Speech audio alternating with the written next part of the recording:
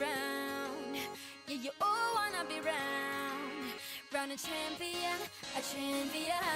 I got tons of soul on my true collective ball. Famous, so famous, number one, desirable.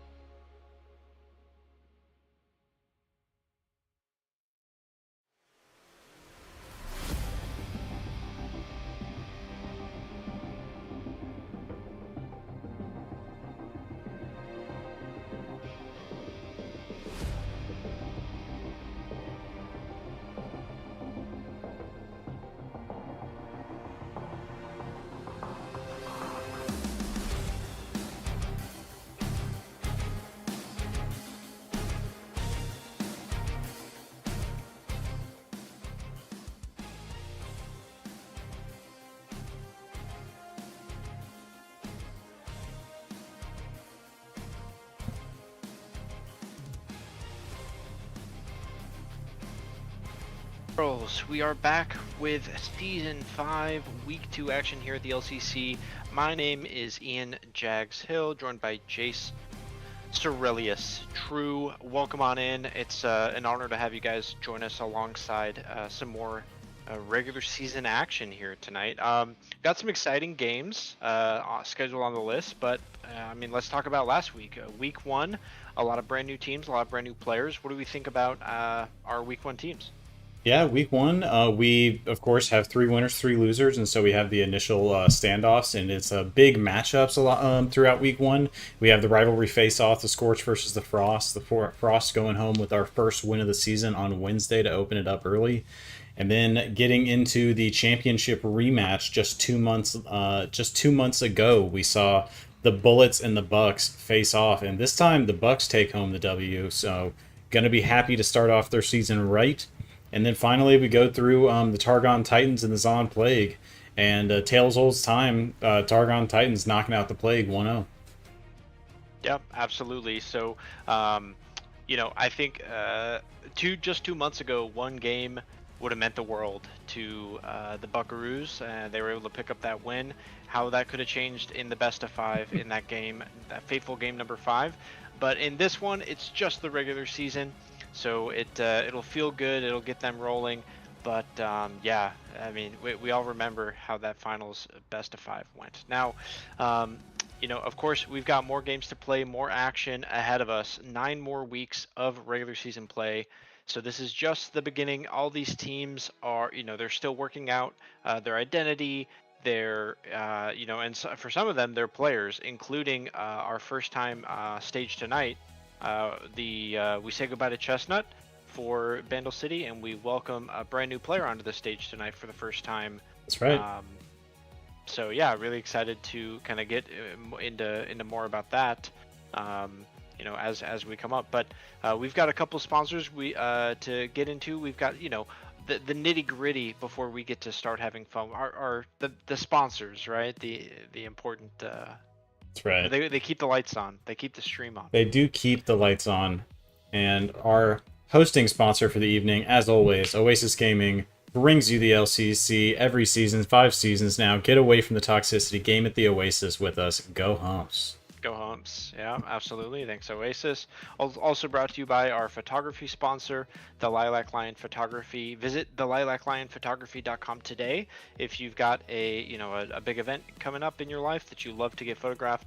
There's really nobody better in the Charlotte metropolitan area of North Carolina. So if you are around that area and you want to get your, the best photograph that you can taken, you know where to go. It's thelilaklionphotography.com.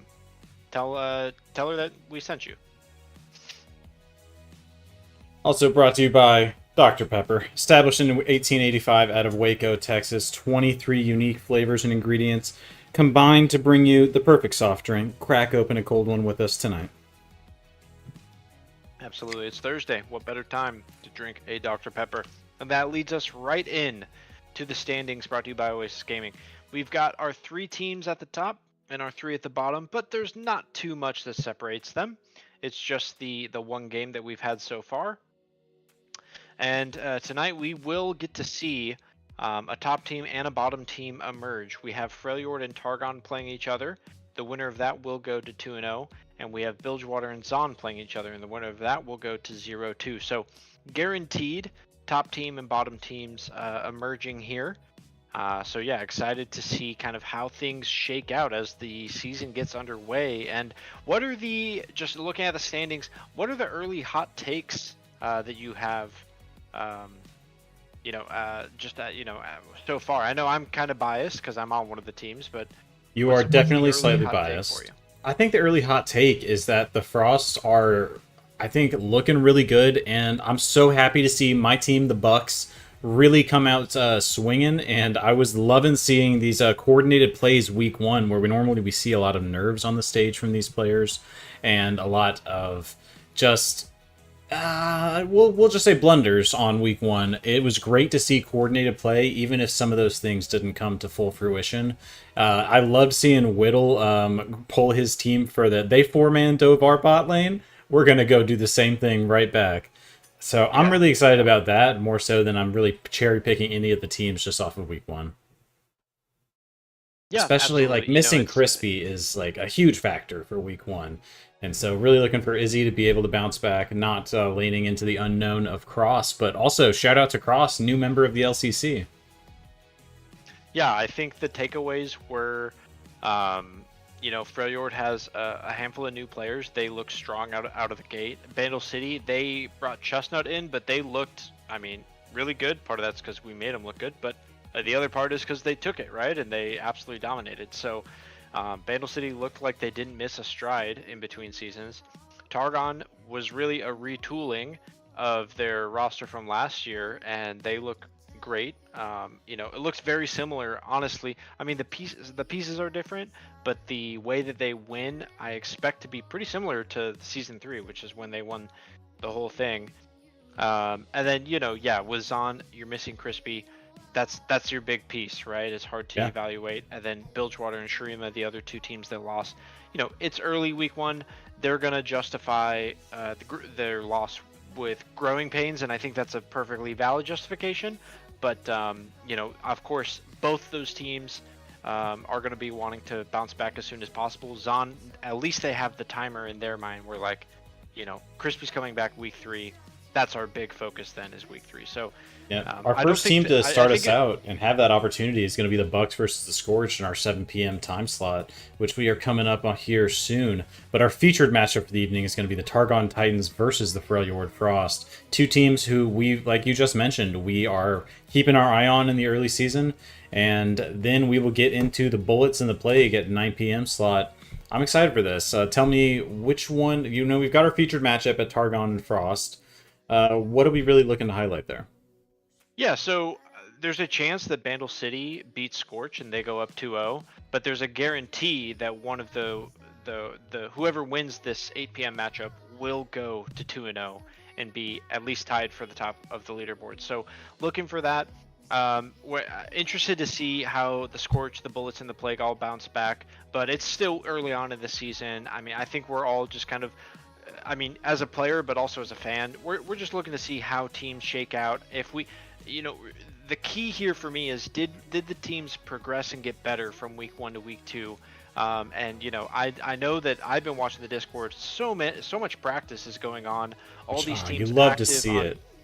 It's so Monday exciting and every Tuesday season. have been popping off in the league for practice nights. So hopefully all of our players can show up here on Thursday and kind of show their hard work that they've been putting in. And it's a binary result. You either win or you lose.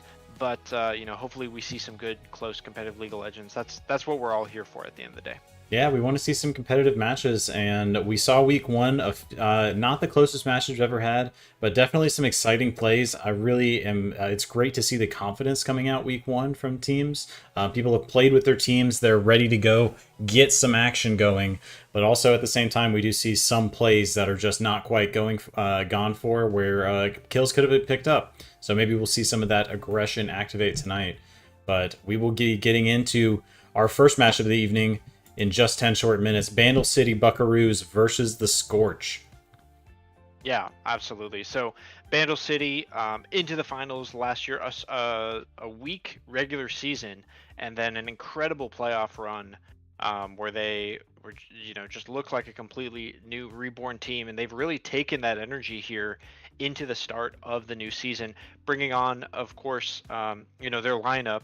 But then, Scorch, we'll talk about them after we talk about Bandle City. But, for the top lane for Bandle City, we've got none other than Gemzy.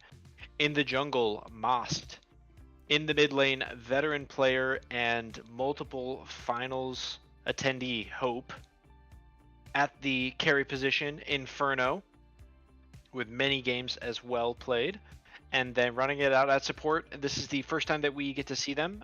It is Shadow Kitten. Yep, the Bucks sitting at 1-0 so far to start us out.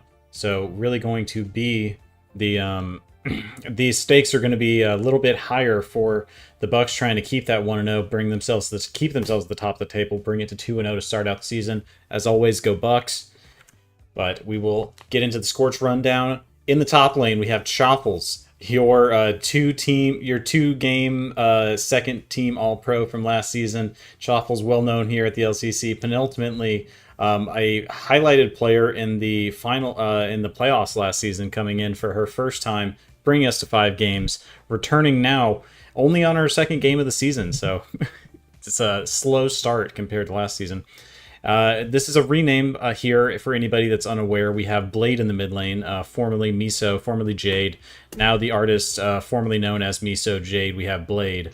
And we have Agateo and Demi in the bot lane for the Scorch, sitting at 0-1 after facing off against their Tier 4 rivals, the Freljord Frost. Yeah, good. Yeah, good. The artist formerly known. But yeah, no, Blade here. Honestly, every season getting stronger, getting better, and now surrounded by a team that he's got to feel, especially compared to the Progress, who were unfortunately relegated down to the Clash Cup. now, getting picked up on that bubble team, right? Now picked up by the Mm-hmm. Scorch, the new team on the block. The Scorch are going to want to try and find ways in. So this is something we see in all sorts of different, leagues everywhere. You'll see, top players that even if they're on a team that doesn't do well, when that team gets relegated, they'll just get picked up and brought onto the next, promotion team, right? Yeah. You see that across all tiers of sport, all different types of sports. So no difference here in the LCC. Yep. So we are getting down into game time. We've got the Scorch versus the Bucks. Where are we highlighting in this matchup? Choffles, I would say, is the big name player for the Scorch, picked up off of the last season. But Agateo has been our kill leader for years now. I don't know what that stat line's currently sitting at, but as far as I'm aware, he remains the kill leader to this day. And then the Yeah, I Bucks, think it's. like I was looking looking at at. it earlier. I think it's 373 kills, but let me just look really quickly Give it a because I little can't quick pull it up. double check. 392 kills all time Woo! in the LCC, Agateo. Agateo, the kill So yeah, leader. more than anybody else. Who's second? I believe it is Crispy at 343. Goodness But let me check gracious. retired players. No, our Sexy has 362. He is a retired player. So active, all-time active is going to be Crispy. Sexy taking a split off. Hopefully, we'll see him make a return to the stage in the future. For the Bucks, I think Gemsy is looking like on a huge upturn compared to last season, where we saw him very often go up 2-0 and then end up 2-2 in the lane.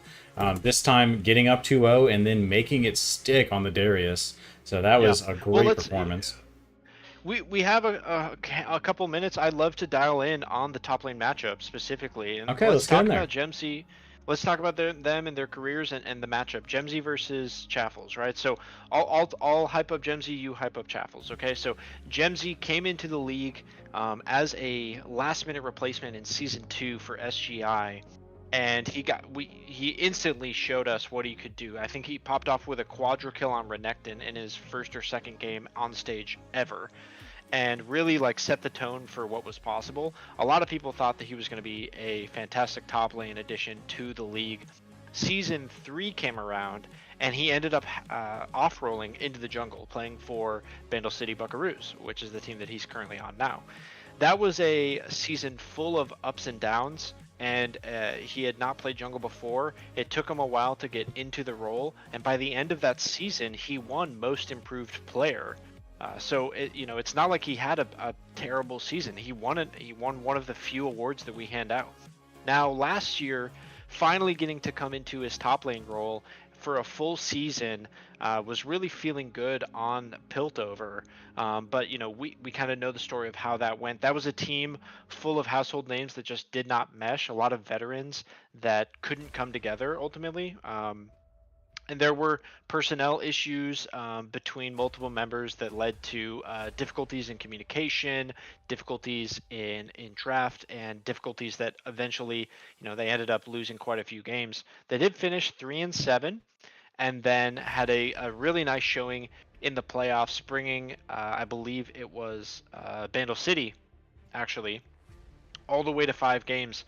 And specifically in Game 4, Gemsy knocking on the Nexus to move his team forward into the semifinals. But the Bandle City Buckaroos, they bound together, and they found a way to put, to knock Piltover out of Tier 3, even, not just out of the playoffs. So, yeah, Gemsy here now on a team, on Bandle City, back where he kind of started his journey. And I think he's looking to be the player that we all thought he was when he first joined on SGI. I mean, I think the sky is the ceiling for this player, and I know how hard he's been practicing in the off season. So it's just the question of, is this going to be the year, or will this be another disappointing year where the talent that is wasted there? So he's hoping for a big year. I mean, after talking him up like that, I just want to continue expounding upon it, but I can't. I have to take the side of Choffles, my man, my home slice. Choffles, Choffles and I have played League together for, I would say, damn near 14 years. And so I could expound limitlessly upon the way that he plays the top lane. But these two top laners, I would say, are mostly characterized, and the first thing we're going to see is the draft, and I imagine we're going to see at least 4 bans up to the top side, if not 6, throughout the 2 rounds. Chopple's a man who pulls the Kennen bans, he pulls the Shen, he pulls every ban you can throw at him, and then still performs in the role. And so I think Chopple's tonight is going to be looking for... They're on the red side. I can't imagine that they're not going to save this counter pick for Choffles, and I wonder if we're going to see Gemsy and Choffles both taking second round target bans as well. And so how far will this champ pool be pushed? But he stands united with Agateo as well. This is another... I've played with Agateo and Choffles together for damn near 14 long years. And so a connection that cannot be broken. Will they emerge victorious today? Top lane is going to be one to watch. Yeah, I completely agree. I think top lane is a big focus point. Chaffle's coming in, winning All Pro awards last season for playing 2 games in a 10-game season. One of the only players in the LCC to ever be pentabanned in a game. Mm-hmm. So yeah, I mean, well, we've got to get the game underway. We've got 2 minutes here before we get going, but it definitely is one to watch for. We'll have to pay attention to this top side. We know that Gemsy loves to play aggressive, and Chaffles has, some space to fill here. He's got a job to do for Shurima. So this is the first meeting between Bandle City and Shurima. Could it be the start of a rivalry? We'll have to, kind of watch and find out. We know, obviously, the story of Freljord and Shurima, the natural rivalry, but some rivalries are forged in the regular season, some in the playoffs. We'll have to see how these teams shake out. Again, this is week 2, so they will play each other again in week number 7. And this is just, it's a double round robin. This is the first time that they have met. And Shurima on the red side, Bandle City on the blue side. Let's talk about the draft, because we're about to get into it. How impactful is counter pick going to be here? Or would you rather have first pick? I think it could be hugely impactful, because these 2 top laners have fairly deep champ pools. Chopples, I would say, deeper on that, but Gemsy consistently drawing a Riven ban almost 100% of the time. And then the Renekton ban, ever since the playoffs last split, has been near constant as well. And then being pushed onto a third rocks the house with Darius. So we could see Darius, Renekton, Riven, Shen, Kennen, like a Cho'Gath. There's so many characters to ban out of the top lane. How is it going to develop? Yep, Volibear. That's really where I'm looking, and that's a lot of question marks for me. But I think we can rely on the Riven bans coming out. Shen ban is likely, but usually regretted when it doesn't come through. This is going to be an exciting one, as always, with the LCC. Glad to have you here. Not to just neglect the rest of the map.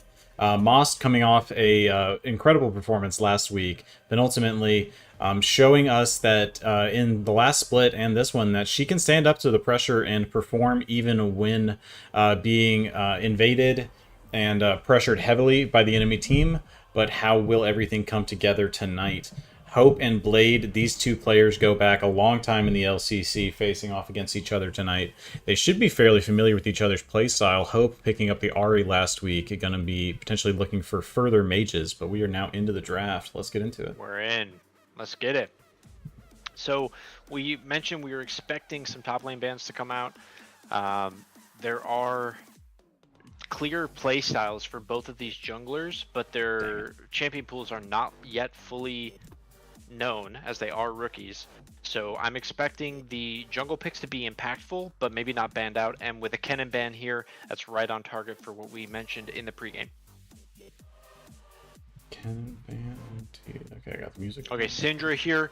One of the solutions is to counter pick the Syndra, expect it, and then have a counter prepared. The other is to pick it early in the draft, and the third option is to ban it away entirely. So one of Hope's best champions on Syndra is going to be taken away here with their first ban. Now, Agateo, known primarily for Kai'Sa and Vayne, becoming a bit of a 2-trick in terms of reputation.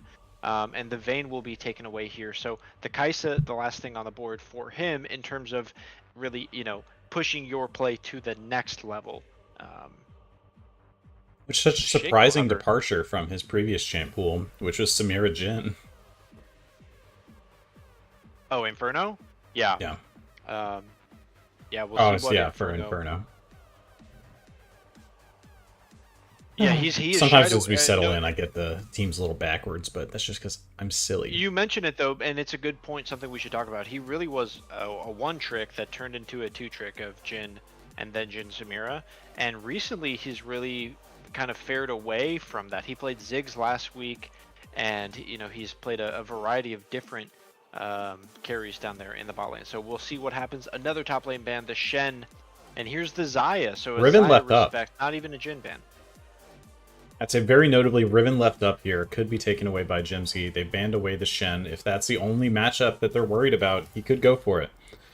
Dropping the first pick, Riven does give the red side a lot of opportunities for the Scorch to just go ahead and pick Shuffle's his counter pick option early, and then save the counter pick for mid lane or penultimately in the jungle. I will say one of the clear counters into Riven is the Garen, which is also still available. And I would imagine Chaffles has prepared the Garen as much as, one can. So they might just be very comfortable in the Riven Garen matchup. And their red side, they have counter pick. So let's watch to see what the bans are second rotation. I don't think Riven will be picked here in the first three picks for Vandal City. Smolder picked up. Nice security for Inferno, one of his better champions last year, one of the highest win rate champions in the LCC in Season 4. Looking to continue that forward in Season 5. And then Xerath for Blade in the mid lane, probably his best champion from last year. Jarvan, Most, high-performance jungler from last week getting picked up here. Most, definitely one you don't want to have on too much of a playmaker, but there's a lot of champions available to him. The Shaco being banned away, as they called out in the chat, which I have to imagine is targeted at Most. I believe Talon was banned out last week, was it? Yep, the Talon. The Jarvan was picked instead. So I do know Poppy that picked up that a counter to Jarvan. Shadow. This is a very annoying mashup. I do know that Shadow is known for the Pyke and Shaco support gameplay. So look for, there's a chance that they felt like they were getting two bans with the one champion there with the Shaco. Yeah. And here Riven goes the is Riven. picked up here, and this is their chance here on R3. Do they have the Riven counter prepared, or are we going to see the biggest bans come out against it? Riven, Poppy, Smolder locked in so far. Not a hard scaling team, but the Smolder is there for security. Let's see what they answer with 10 seconds here. Xerath, Jarvan, what do you want to see? Do you want to see the Garen here? I think Garen Jarvan is a powerful combination, but ooh, Tom Kench is fascinating. This could be a flex pick for Demi and Shuffles, could it not? It definitely flexes. Demi, well versed in it. We saw him play it in Game 5 of the finals. It was the champion that led his team to victory, led his team to that championship ring. So, but of course you can always... So now Talon play a top taken side away, as so well. this Poppy could be going to Shadow Kitten. At least that's the thought on the Scorch's mind. Not wanting to have themselves get fooled. This Jarvan almost certainly going into the jungle for the Scorch. Xerath almost certainly going over to Blade. I would be surprised to see Demi pick up Xerath to pair with Agateo. Kaisa has been banned away now, and so the pool grows ever smaller for the countering Smolder. It's probably going to be Riven as the last ban, but here's the tinfoil hat idea. They could flex this Riven into the jungle, and it could be a Poppy top Riven jungle. So it could all just be a bait, and we'll have to see. You always got to assume that if Gemsy and Riven, Gemsy's on the team and Riven's being played, it's gonna be Gemsy. But in terms of a flex, it wouldn't be a bad flex to put this Riven into the jungle. You know that Most can play pretty much any AD jungler. There's a Cho'Gath hover. Okay, and the Cho'Gath I'm gonna assume is going top lane. So this will lock TK to support for Demi. And they've done a very unique thing you don't see very often, which is last pick, counter pick, AD carry. And they've allowed Kaisa and Vayne to go banned. So What will they find with the answer? With Tahm Kench, traditionally is going to be an immobile, high damage carry. We see Tahm Kench Varus very popular in pro play. Let's see what they pick here. Ari is going to be locked in. We saw Hope play Ari last week on stage. What a game he had. My goodness. Hope Fan Club, always looking... excited when he picks up the Nine-Tailed Yeah. Fox. Cho'Gath into Riven, I've played this matchup a lot of times, and it's not Cho'Gath favored. Riven has all the priority and the ability to make punishes. Cho'Gath can be interrupted out of his skill casts. I'd say that it's almost certainly going to be, I would say, a Hail of Blades angle, so that you can look to use Vorpal Spikes to try to win some trades. The silence is powerful to be able to burst down in Riven, but it's really difficult for Cho'Gath to do that without some sort of assistance. So going to be watching for Penultimately to make her way to the top side.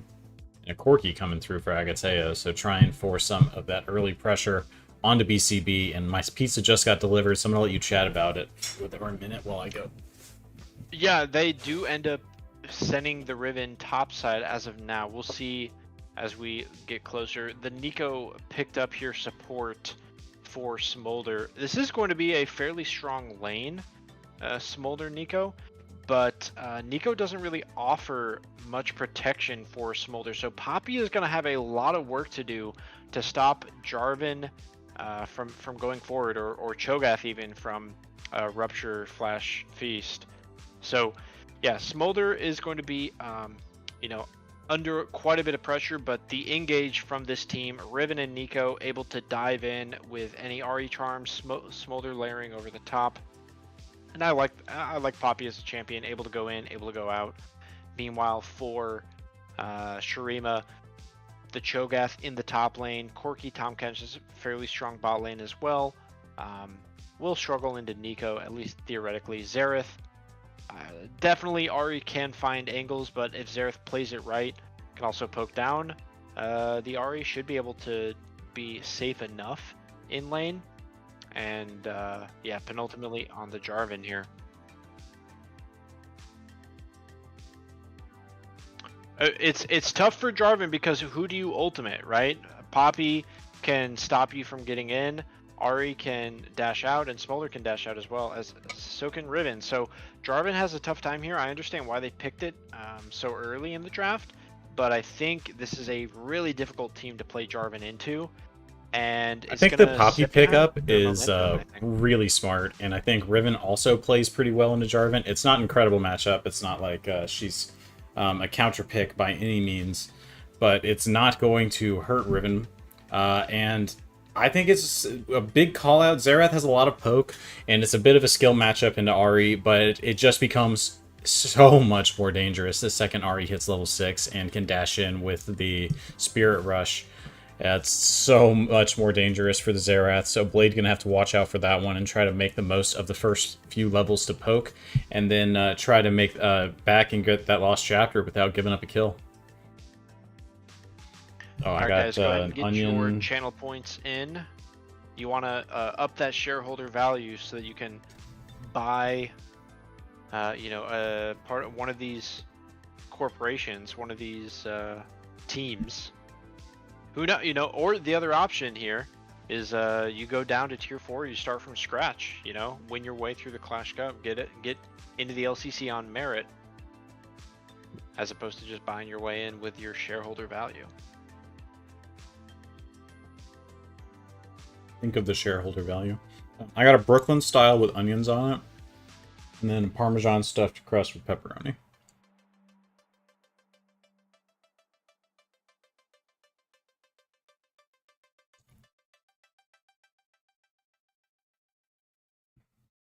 I was very hungry.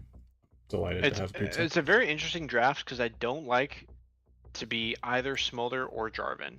Like, I think both teams have a player that's going to have a very difficult time playing the game. And that's going to be difficult. I also think choosing Corki, who is not in a mobile carry, definitely, has the Valkyrie, has the ability to get out of trouble. You mentioned Valkyrie, but there is a Poppy to try to knock up that Valkyrie and then get stuck in the Nico ultimate as well. So yeah, it's just that traditionally Tahm Kench's biggest utility is to be able to completely, get one of your most, get your Xerath out of trouble, right? So we'll see how many crucial. Is it consume when you get your teammate? I know it's like devour when you. I don't know. I'll have to take a look at it when read the tooltip when we're in game. Which we're about to be, because we are loading in onto the Rift here for Season 5, week number 2. Can't believe we're already at Season 5.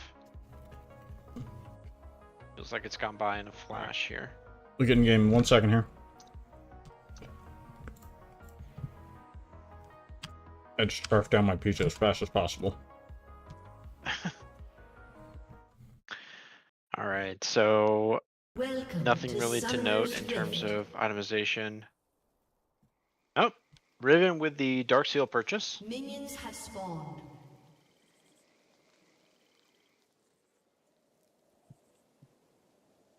Okay. Yep, everything looks good. BCP versus Scorch. Oh, Scorch is too far. Oh, put that there. Beautiful. We are in game. Okay, Welcome to week 2. So it's just Devour for both. Okay. Both junglers starting up on the top side will be clearing parallel down towards bottom. And so we have a high likelihood of seeing a matchup at the Scuttle. I do think Poppy is a great answer to stop Jarvan's ability to do what he wants. But she's not the strongest duelist necessarily. But we've seen it's definitely possible if Moss can find some angles into walls, penultimately could take a lot of damage. But the shield from both of them really does well to allow them to negate. So unless they decide to go for an all-in, I don't think we're going to see too much of an over-engage.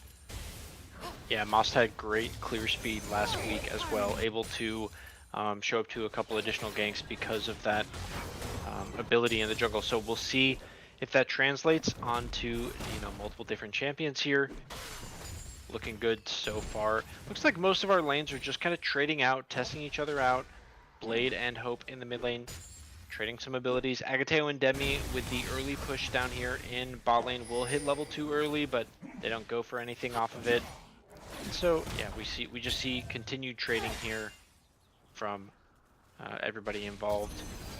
Nobody's looking all in. If anything, it could be mid, but look at this speed. Again, Lost already a full camp ahead, and he only started jungling 37 seconds ago. So he's got this clear speed down. That's something that you junglers that are looking to win all pro votes, take notes. Yeah, jungle clear speed is one thing that you can practice, I'd say, most easily out of any early game, out of any role.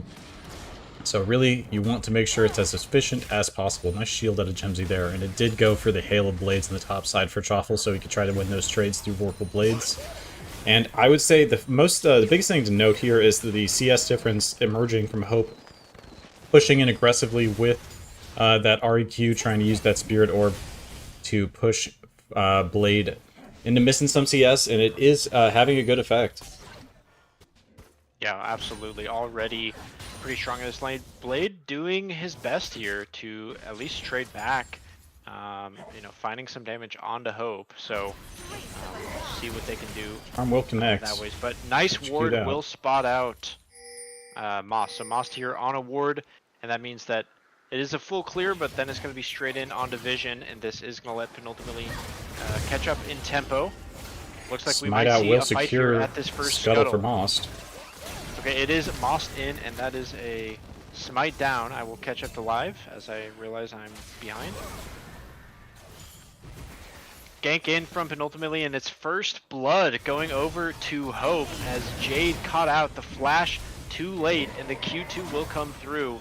And that is first blood going over to the Bandle City Buckaroos. And Hope in the mid lane. You just can't give him Ari. Engage on the bot side, gonna find some poke, but not manage to stick anything else. Teleport from Blade, I'm gonna continue going forward at double speed. Wish it would synchronize us when we start the game together. Would be nice, but I'm zooming up, 434, 7... I'm at 5 minutes right now. Oh, you've gotta be kidding me. Yeah, just zoom ahead. That's an insane amount of drift. Not a lot happens, just zoom ahead. Alright. It's Some more trading going down. Chaffle's got a nice trade in onto Gemsy. Gemsy is back after having to reset and teleport in, but it is a pickaxe early buy, so Ribbon's fine here, only down 7 farm. That's just over 1 wave. So a nice early lead here for Chaffles, but 7 CS, that's not going to make the difference between victory and defeat, at least not at this point in the matchup. Not quite yet. Unable to pick up that lost chapter. Blade's going to be one to Engage find here. that as soon as possible. Nice route from Shadow. Will find them. Clone out. They are going to continue to just go forward, but Inferno on the Smolder able to land quite a bit of nice return damage as Demi and Agateo deciding whether or not they want to continue forward, but losing their wave to tower, they decide to call it off. So I like the look, you know, before level 6, before the Pop Blossom from Shadow, they're looking for that trade, but nice escape there from Bandle City's bot lane. Nice escape indeed. I'm looking at the gold diff, and it's 1,000 gold up in the favor of the Bucks. Go Bucks. But only, I would say, if we look at the scoreboard, it's off the back of the first blood from Hope in the 1v1 solo bolo that penultimately was unfortunately unable to save Blade. And then the CS diff that we have growing in the mid lane and jungle. Moss looking here. Level 5, the flash, the pin, and it will be enough. Hope there, land the charm, the CC chain is done, and the targeted flashless mid laner of Blade will succumb to a second death. Nice find here for the mid jungle of Bandle City. Yeah, Blade clearly having some, clearly struggling with all the pressure coming out of Hope to pick up the CS. And then losing Flash off that first play. Now follow up from Most. Great pickup to force that pressure even further. And we may see a pattern developing here for the way that the Bucks want to play. Trying to go for that Most Hope connection. But Gemsy's in on the top side. Ultimate out from Gemsy. Topside flash on down under tower. Chaffles, the rupture. They're going to trade it out one They for one. trade 1-for-1. There's What no an first incredible blood turn here event. for Gemsy, but it's a 1-for-1. But the wave is pushing away from Chaffles. So Gemsy should be able to run back out here and collect a lot of gold. Pretty big advantage here actually for Chaffles because he had not expanded and used that teleport. Meanwhile, bot side, we turn our attention. Demi, the tongue lash onto Inferno. Inferno, less than 50 HP, will walk out. Agateo unable to land that rocket. The Valkyrie forward, but Shadowkin there to protect her carry. Can they get this played? At least they will. So the bot side of Scorch definitely has the advantage in terms of pressure, but you can't forget this is a late game scaling Smolder. So as long as Smolder can get through some of these awkward early phases, going to turn into a big problem in the later portions of the game. Agateo and Demi need to make, make it work now while they have the big advantage. Inferno's gonna call out Mom. Demi brought very low. Pop Blossom in from Shadow, finds both as the double is found. But the Valkyrie forward in onto Inferno. It's gonna be a 1-for-2, a 2-for-1 now as Agateo nearly drops. But Shadow just didn't. What a beautiful flash Pop Blossom from the Nico. But the damage just not quite there yet. And it's 2 kills over to Shurima. I love the initiative, knowing that Demi has overextended. That is an illegal play. Can't do that, but we're flashing over the wall. Most in! Oh, look at Most. Hex Flash over the Raptor wall will find another connection onto Blade just before that flash comes off cooldown, and the Dragon does go over to penultimately. Most and Hope picking up that topside neutral, and then going for another punish under the mid tower. Penultimately picking up the Dragon in the dead time. All in here. Chaffles does have Feast back off cooldown. There's the Feast. There it is. It's the solo bolo in the top lane as Chaffles gets himself back in the winning position here. 4-5 his team is down in kills, but now he's up in lane. Penultimately is Demi on and the way, Agateo, but they so don't it's wanna take their Most. foot off the gas, but Most is here. Penultimately, the junglers will meet, and there's the Phosphorus Bomb over. Most is going to try and take the fight to penultimately. Here comes the ultimate out from Xerath. Most, the smooth moves here from the Poppy, will escape. And let's see if Hope can add anything. Showing up to the party a bit late. Flash I don't Ignite, think Spirit anybody Rush. will overextend. Spirit Rush on cooldown, so it's just going to walk Inferno away. that goes down. Most and penultimately both sniffing out the same play, able to neutralize each other relatively, but yes, Inferno goes down on the play. Agateo picking up another one for himself. That's 3-0 in the bot lane matchup so far, and 1 over to Shadow Kitten, actually, my mistake. Moss is still in the wings, penultimately just clearing her camp at Gromp. But there's no vision on Moss right here. X-Flash channeling again. And they are going to look to go forward. A beautiful double Pop Blossom. We'll find both again. And this time, Agateo will turn to dust as the Bandle City Buckaroos turn the attention now to Demi. Demi will go down. A beautiful 2 for 0 to turn things around for the bot lane of the Bucks. Oop. Moss, the smite in onto penultimately, finds another stun. What a cancel. And penultimately found recalling in the Banana Brush. We'll have Just to pay no the options price. available. And what a huge pickup out of Moss to force the pressure and gain even more tempo. 2,000 gold lead now for the Bucks. They are looking like a team possessed coming out here in weeks 1 and 2. And Moss, what a jungler. 1-0-4 right now on the Poppy. Yeah, things starting to accelerate here. Both teams wanting to pick up the fighting, pick up the gold distribution in the map at this point. Chappell's trying to find his way forward. Can he find the feast here onto Gemsy? But that silence proto belt will mean he goes down, finds another rupture, and finds another solo bolo in the top lane. That brings him to 3 kills. And we talked about accelerating. Add 1 to the feast stack of Cho'Gath. Yeah, but Cho'Gath up here in the top side showing that they did indeed have an answer prepared for the Riven. It goes over to Gemsy. There's a counter pick available for the red side. And Chappell's happily taking Cho'Gath, playing carefully through those early levels, and now making the most of his ruptures, connecting again and again, and Gemsy is feeling the pain of these Vorpal spikes. Wow, look at that. Welcome back to lane, Blade. As Q from Hope will hit. Level up now and a fully completed Malignant. So item is here for This Hope. could be the kill. charm will land through, and it's going to be a solo kill under tower as Hope finds a solo bolo onto Blade. That's going to be 4-0 on the Ahri. What an incredible start for this player. 4th season in a row for this player as a returning starter in the LCC. 1,900 gold up now What a on way to Blade. start his season, his 4th campaign.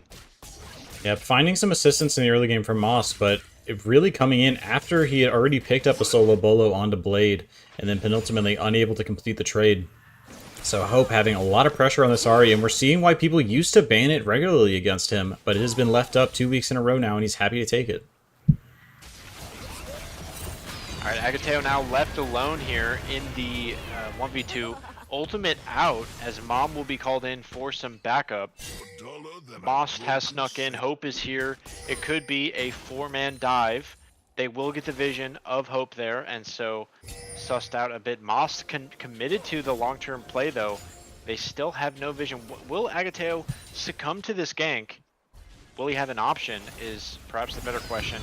Here's Pop Blossom in from Shadow Kitten. There goes Moss under tower, finds the headbutt, and it will be enough. Killed No under vision, tower. gonna miss the 4th Teleporting arcane from right. Chappell's. Can they find something on the return here? Nice charm onto Demi. We'll stop it, but it's a Proto Blast in from Chappell's. Here's the ultimate over the top. Keeper's Verdict will send 2 out. Down goes penultimately, but can the rest of the Scorch escape? Rista still 3 charges of Spirit Rush available. 2 go down, and the charm just flashed out by Demi. Spirit Rush on cooldown now. Yeah, big flash from Demi to get out of that Q2. So I think that was actually, looked like it was going to go the way of Bandle City for Scorch to go 1-for-1 on that one. That's a big play. Chappell's still very strong. Might not have the rest of the team to be able to follow up here. It looks like Chappell's is going to look to make a play. Shadow Kitten has to try and find a way out. Demi will go down first. Valkyrie back in from Agateo at the back end of this play. They will find Moss on the end of it. Here's Shadow Kitten in, trying to find the root. Hope, frontlining. Can he find? It's the charm onto Agateo. Agateo brought very low, but Blade able to pick up Shadow Kitten on the edge. Inferno here on the side. What can he find? Now, penultimately back in. Smites. That's Dragon secured for the Scorch. And now the escape is on. What a play, a flash away. Can they get out? Oh my Hope will not goodness. give chase. What It's a a back play! and forth brawl. It's a And heist at where the end, penultimately Scorch finds the dragon. big steal. How did the kills shake out even? I think it was relatively even on the play. The gold now sitting at like 1,400 difference between the two. Dragon going over to penultimately. Great pickup to bring them to 2 stacks and keep Inferno away from that potential double Elder stack even longer. That was a wild play. We don't usually see dragons shake out like that. Hope, I think, perhaps investing the spirit rush a little early, but I can't blame him as the fight broke out and he's got malignance. 9 stacks now on the Dart Seal. Let's check in on our Inferno Smolder stacks. 116, 15 minutes into the game, so quite a nice pacing there. Going to feel comfortable with that. And pings down now onto the neutral. 225 is the big number, and to be halfway there, just 15 minutes in, you got to be feeling pretty good about that right about now. It looks like Scorch will turn their attention now after that play onto the next neutral objective. They're happy to take these team fights at this point. And outside of Hope, who is strong enough to actually fight right now? Most is able to frontline for you, but this is a Sundered Sky. I guess it's Sundered Sky. I guess Poppy can definitely deal some damage. And oh yeah, Most is going to be putting on two. some hurt. But I gotta say, the thing that really held that team fight together was Choffles and then the CC layering and just focusing down targets, making sure that those low targets actually got finished was what allowed Scorch to stay in the fight. BCB just needing it to push down their advantage a little harder and make sure those kills stick. Agateo managing to slink away after the re-engage. But the fight just extending for so long, perhaps a little too early in the game to be trying to force the dragon after such an extended fight. Spear rush forward. Looking here. Nice flash from Blade, will escape that. Moss was there for any backup CC, but a good reaction. But that is ultimate used and flash expended for Blade. So look for that ultimate, that you know, the Spear Rush to come off cooldown sooner than Blade's flash, and they'll look for another assassination attempt onto the Seraph. Demi interrupting the reset for Moss, going to buy them a little bit of tempo. Truffle's pushing deep in the top side, but now it's Rift Herald dropped mid lane, and Hope is alone to defend this. Dropped to half HP early. I think they're going to be able to take this tower. Bot lane rotating over now. Damage coming out of Blade. A beautiful Rite of the Arcane will force a reset on the strongest member. Mom is going to be called in for backup. So it's a 4-second 5 versus 4, but after Mom leaves, back to 4v4. And it will just mean that the Rift Herald is used there. They got the crash, they got the value, but they will not get outer mid tier 1. So that still does stand, and that's a very important thing for Bandle City to keep up on the board. The most important tower in the game, tier 1 tower. Rotating now Blade to the bot side. This is such a dangerous situation. They need to make sure they keep vision on Hope. And Choffles with a quick solo bowl on the top side. He says, Gemsy, don't step to me. You better come correct in the top lane. He picks up another solo bolo, bringing the Cho'Gath to 5-1. He's got the Swifties. He's got the Proto Belts. He's ready to get in there. It's move speed Cho'Gath coming to your screen tonight. And it's an engage mid. Yeah, they're going all in. They're trying to find the way forward. Shadow will pop Blossom to get the escape, but Inferno, ignited by Demi, will have to find a way out. Can they answer anything? Most is on the roam, and we see Hope coming up from bot lane. Agateo and Demi walking straight into this fed Ahri. There's a barrier, but it won't be enough, and the collapse from Bandle City will absolutely surpass what the damage check from the Scorch. Hope under tower finds a double kill, and the third of the fight. It's a flash in straight into the charm. Chaffles can't do it. 4 down for the Scorch. Blade the only member remaining, and what a huge mid fight. That it was all started off by Shurima, but the Bucks make sure to end it there. 4 for 0 in that fight. One more Arcane Right barrage would have claimed Inferno's life, but able to fancy feed his way out of there with the pressure support from his team. 21 stacks now on the Medjais for Hope, 7-0-3 on the Ahri. And like I said before, showing us why this champion has been banned out against him so many times. But perhaps the LCC needs a reminder after his role swap into bot lane, coming back to the mid lane and immediately picking it up back-to-back and showing us that he can he's completely comfortable piloting the Nine-Tailed Fox. Dragon on the board, and both teams are squaring up for another round. Yep, and it does look like the priority here for the Scorch is to fight this dragon out. And it makes sense, they already have 2. They're starting to go down in gold. They need to get this dragon fight, this dragon scaling roaming. Demi is going to launch forward. Most on the backside of this fight, but a big chunk down onto Demi already. But down goes Gemsy. The Pop Blossom only finds 2. What can they find in return? penultimately, and Demi down for the Scorch. Down goes Chaffles. Agateo cut down afterwards. Inferno looking for the clean ace for his team to try and right the wrongs that Gen Z had to pay. It's a triple kill for Inferno and an ace for Bandle City as they turn their attention onto the Cloud Dragon. Yeah, Riven goes down, but he is by far the weakest one of the squad. And Scorch get eviscerated at the third dragon, not able to find the steal this time around. BCB make sure to clean up the fight and then pick up the dragon. 8-0-6, 25 stacks now on the Medjai's. So Hope has got to be the target in these team fights. They need to make sure that they're able to get a handle on him and try to claw something back before Inferno's managed to finish out these Smolder stacks. Sitting at 186 right now, 21 minutes into the game. Yeah, and I don't hate their choice to fight there because that probably, they could feel like they were going to start to lose team fights, and that felt like an important time for them to fight.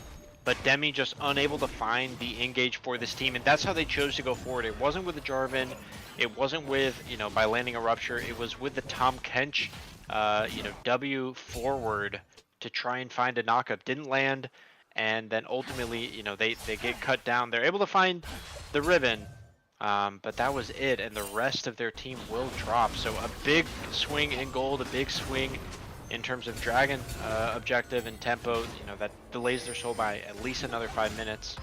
And Bandle City now in charge of this game, commanding lead here, 21-11. And Gemzy flashing out of that Rupture. They're going to be looking for a play here onto Chappell's. 2 levels down. And yeah, even though he's able to get away, that's flash down. That's actually a win there for Chappell's. Get flash out of your lane opponent. He's got a lot of move speed built up, and he's able to just retreat to his tower. And that's the difference that keeping those towers alive makes. He's able to play relatively safe up there, even against 3 other members.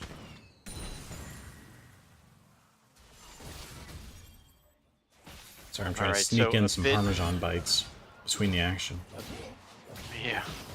A bit of a moment here as it feels like Scorch have now accepted their destiny. It is very difficult to teamfight now with a very fed Ahri and a scaled Smolder. So 202 stacks, so just a few more minutes will bring that Elder Dragon buff power onto Inferno. Hope pushing in the side lane, and this is going to be a position that Blade has to take, and like I said, just at the tower, because that Spirit Rush provides so much utility for Ahri to be able to run him down. The rest of his team trying to hold position at the mid lane. They don't want to give up too much of their ward line, and that's a play into the darkness. Cho'Gath clearing out top and rotating down. Let's take 45 seconds here, and how should the Scorch play this out? It's very difficult from this position, but they've got a team that doesn't necessarily lend itself to picks. So how would you, play this out from this position? What would your lane assignments be? I would continue keeping Cho'Gath Tropples in the top lane. I would play Demi towards the top side so that we can maintain a line vision of wards around the Baron. We still have 2 minutes towards the Dragon, and we're really looking for a pick so that we can try to open things up a little more for ourselves. Because Inferno on the Smolder continues to scale 214 stacks, and so the window that they have before that critical point is closing, but now it's a pick down onto Demi. Demi able to almost get out, but look at that Smolder Q, the Bluetooth over the wall. Will find Demi from downtown. Now up to 8 kills on the Smolder, just as many kills as Hope has on the Ahri. Plenty of gold for himself here as they take the lead 22-11, and now the next spell will give him 225. So a little snot over the top of Scorch will bring him to the Elder Dragon point. Looks like they're going to turn their attention here to prepping for Baron. Penultimately, quite a bit to do here. They did kind of wait though, and so Demi is respawned and back, and nice find of damage onto Hope. Hope softened up for this fight, but this is going to be the big fight here. Baron now down to 12,000 HP. It has begun by the Bucks. Do they peel off? Gemzy the last one in the pit. They're keeping damage onto it. It is at 8,000. It will reset here. So the Scorch are able to push the Bandle City Buckaroos off of the objective for now. That is a big win for Scorch. They didn't have to take the fight, and they're able to push the stronger team off of the objective. Find themselves some more time, but in the end, I feel like Are they happy to buy themselves more time? I don't know that Corki and Xerath are going to outscale Ari and Smolder.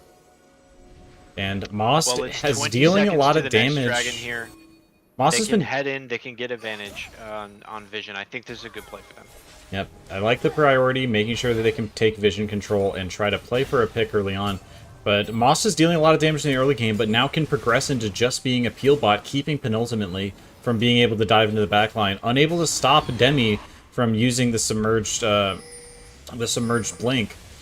But as we set up for this dragon, Gemsy's both teams have standing here clear on the lines of blast battle. cone, out of vision, looking to blast his way into this team fight. And Demi is the launch forward. Hope caught out, will flash out, but still able to do plenty of damage. Lands the charm on the way in, and already 2 down. Pop Blossom lands onto all 3.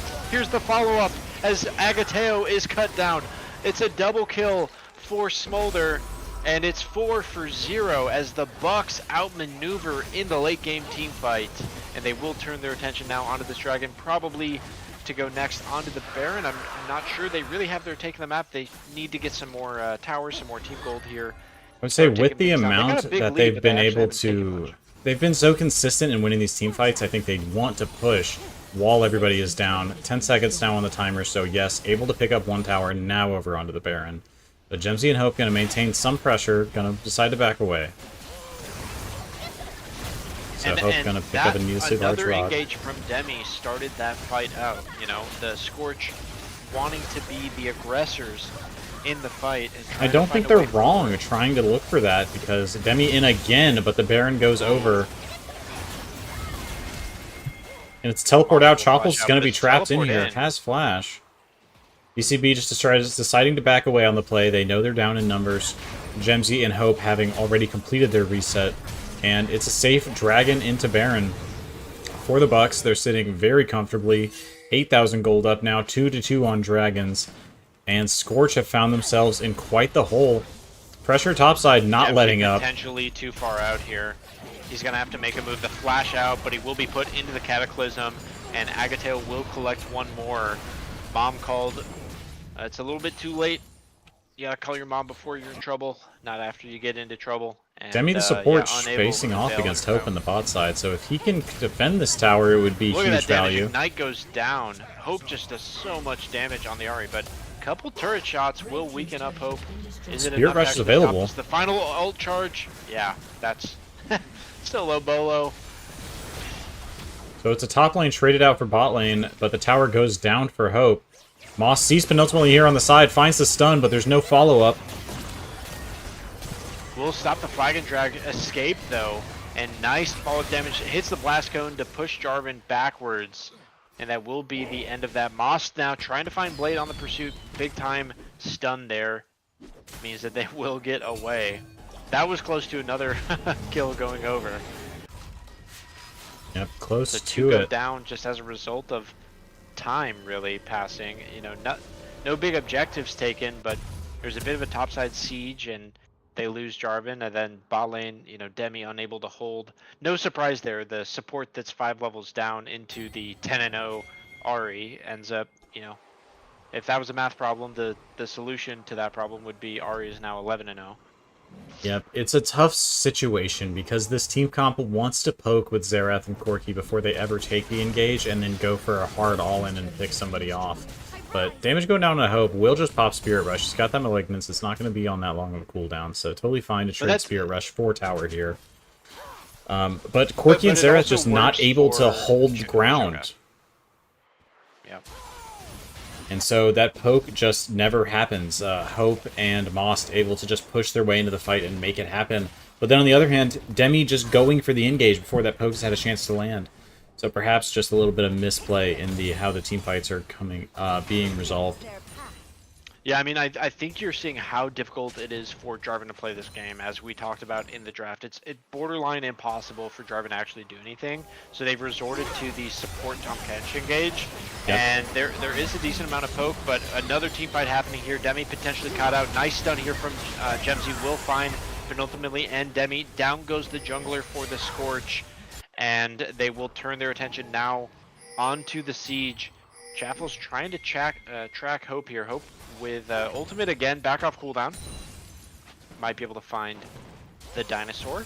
They're trying to cut him off on the rotate back away to reset, but Shuffle's just going to reset over on the enemy side of the map, finds his way out. BCB going to stutter on the play a little bit and go for a reset. Damage coming down out of Blade on the Hope. Vision, so they open up. Both Agateo and Blade decide to. That was a Valkyrie forward into a rocket and right of the Arcane. So, you know, trying to find, like, they haven't given up. They're trying to find ways forward, but the composition up now 11k gold basically here. Chappell's on the run, trying to find a pick. Chappell's walks into the rest of the Buckaroos. That's a flash away. Agateo, Valkyries out. What can Penultimate do? Gemzy deciding to go forward to try and make a play on his own. Barrier out of Agateo. And now there's no flash on this Corki. No flash on the Cho'Gath. And those are big teamfight options down. Demi trying to walk in, trying to get some vision. A little bit of poke damage will go down, and it just accidentally transfers onto Agateo. That's going to force a reset out of Corki, and there's no way to, for them to really compete here on this third Cloud Dragon. This will be 3 dragons in a row going over to the Vandal City Buckaroos, and it will move them to Soul Point. Yep, 10,000 gold lead. Potentially caught out here. Flag and Drag and Cataclysm down onto Hope, and Hope will just Spear Rush over the wall, and Most is in. He says, thanks for the terrain, I'll pin you into it. And down goes Penultimately for an 8th time this match. A difficult match to play Jarvan, and they are making the most of it. Look at this chunk damage down onto Demi. Both Inferno and Hope, so much damage from range here without having to fully commit. Really has made it difficult for Shurima in this match.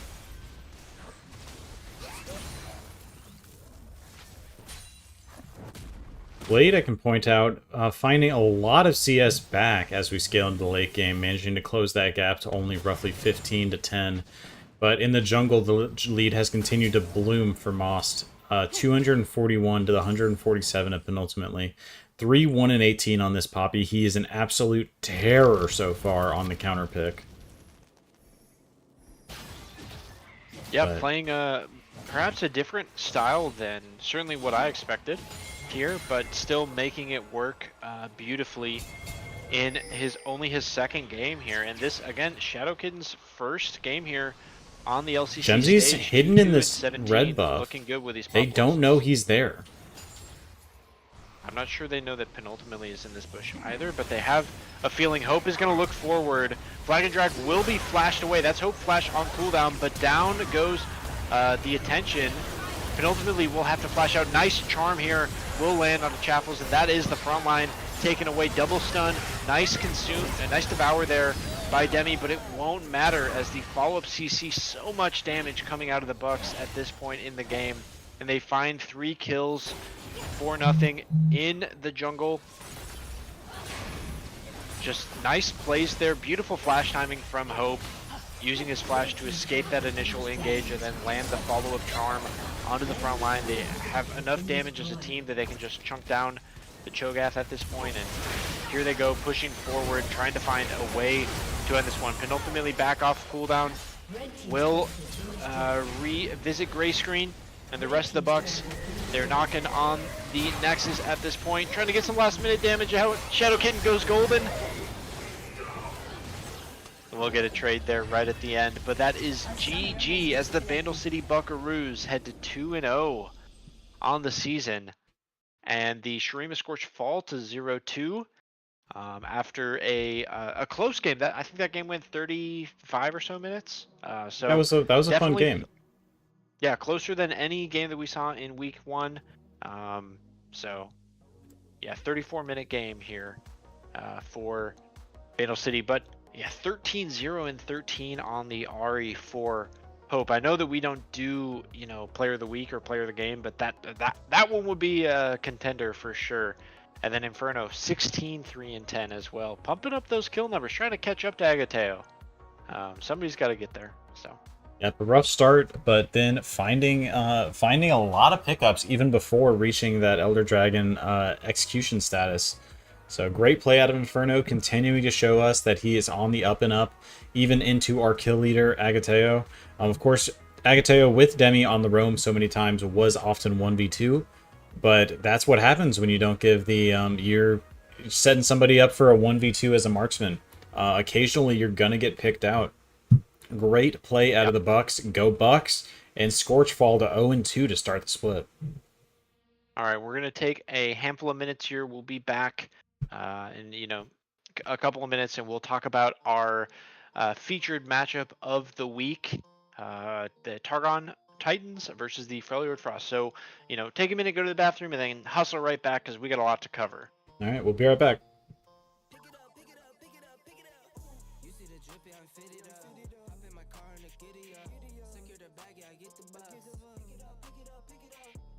Drippy, I'm fitted up.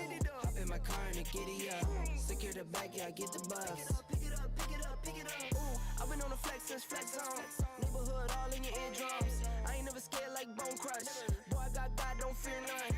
My line busy, take no calls. Feels like I don't have no flaws. Snakes in the grass, cut those off. Yo, squad shit, my bros raw. No breaks, we go, go, go, go, go. Throw shade, that's a no, no, no, no, no. Go high, go low, low, low. Like spinning in a 644.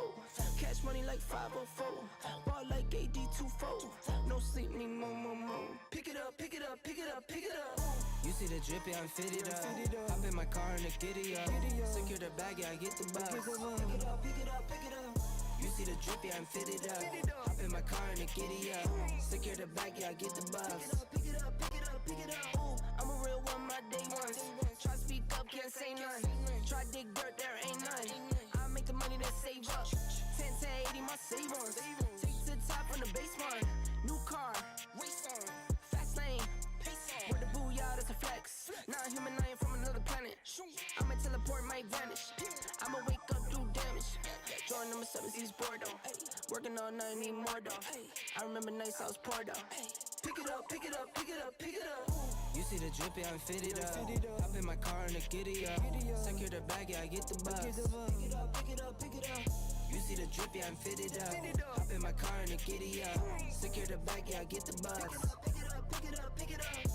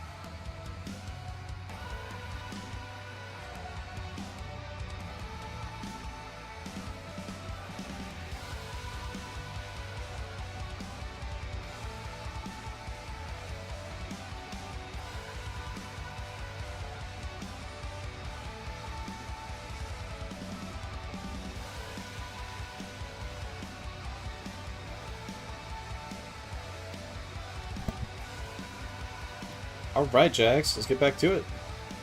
Yeah, guys, welcome back on in. We're here with some more Season 5 action. There's a pretty good game there between Bandle City and Shurima, but of course, there's no time like the present, and we're about to get into our next game, which is our featured matchup of the week. This is Targon Titans versus the Freljord Frost. Both these teams victorious in their first week, and the winner will tie with Bandle City as co-leaders at the end of week number 2. So let's get into the rundown, and then we've got some juicy stats for you at the end of our rundown. So for Targon, in the top lane, we've got, you know him, you love him, it's Frankward. In the jungle, our Season 3 champion, Aztec. And in the mid lane, his partner during Season 3 as well, it's Minty. At the carry position, one of our best rookies from last season, it's Carly. And rounding this team out at support, it's none other than the Crimson Yoni. I mean, pizza. You go ahead and give the next one too. Sure. I know that team as well. So for Freljord Frost, in the top lane, it's rookie Dark Jedi. In the jungle, it's our Season 2 MVP. And champions with Hospitalized, he's just a Whittle guy. In the mid lane, it's none other than Clone. At the carry position, it's rookie Cross. We got to see him pop off in his very first game ever on stage just last week. And rounding it out at support, it is Kulka. He is really turning himself into one of the staples within the community. And yeah, excited to see how this Frost team lines up. They brought Cross in with 40 minutes of prep time last week, and they were still able to find a victory. Let's see what they can achieve tonight. While you're eating, let's take a look at the stats brought to you by yours truly. These are their all-time stats. So the more games you played, the more accurate, I guess, they'll be. Aztec has quite a few games here. Those stats are pretty darn dialed in at this point. Dark Jedi and Cross, on the other hand, a little less so, with only one game played. So you can kind of see how they compare directly to their lane opponent. Aztec and Whittle, no strangers to this matchup. These are two jungler veterans in the LCC. They've laned against each other consistently now. I believe this will be their 7th matchup all time into each other. So actually, I've never looked at stats like head to head or anything, but now that we're starting to get the volume of games, that might be something kind of interesting to look at like later on in the season is head to head. If I've played you 8 times, am I 4-4 or is it 1-7? I'll get bassoon on it. Yeah, fun to take a look at. Frankward and Dark Jedi. Dark Jedi only the one game, but both of them very comfortable in lane. Nice CSD at 14 numbers.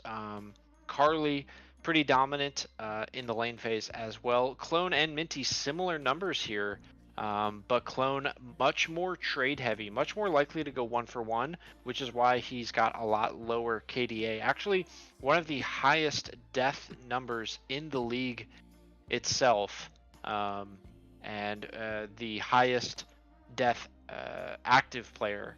So we'll see as the season goes on if he trims up his gameplay or continues taking those 1-for-1 trades, which is kind of what he's known for, is these skirmishes where he's willing to let himself die in order to kill you. I would say that's kind of his gameplay identity.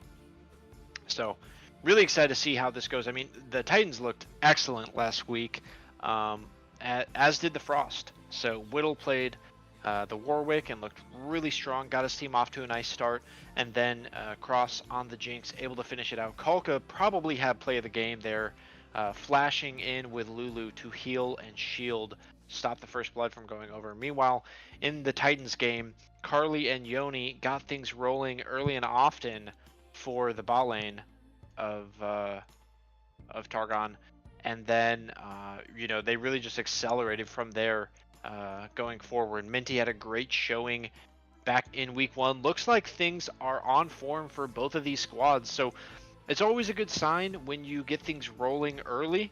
It can set you up for success. You don't want to get complacent, and this will be a good test for both of these squads, both of these organizations, right here in week number 2. An early test, but a good one.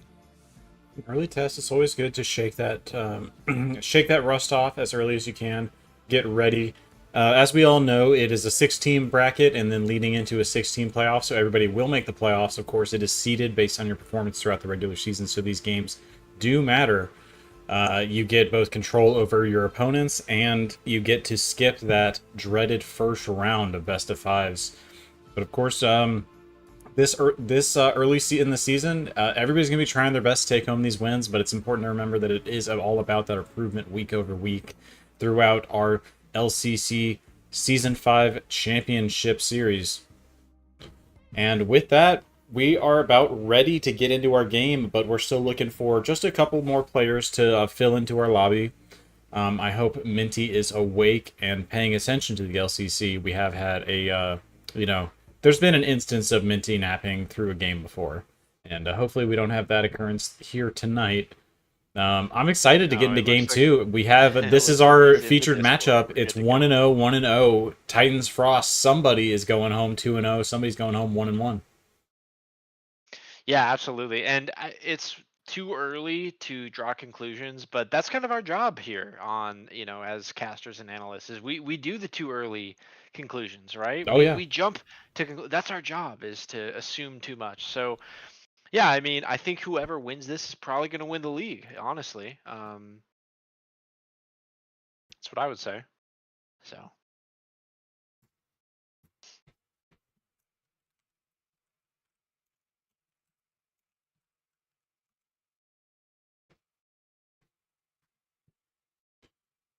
Where'd my music go? What happened? Did I reach the end of the playlist? Oh, gonna have to make that loop. Do that.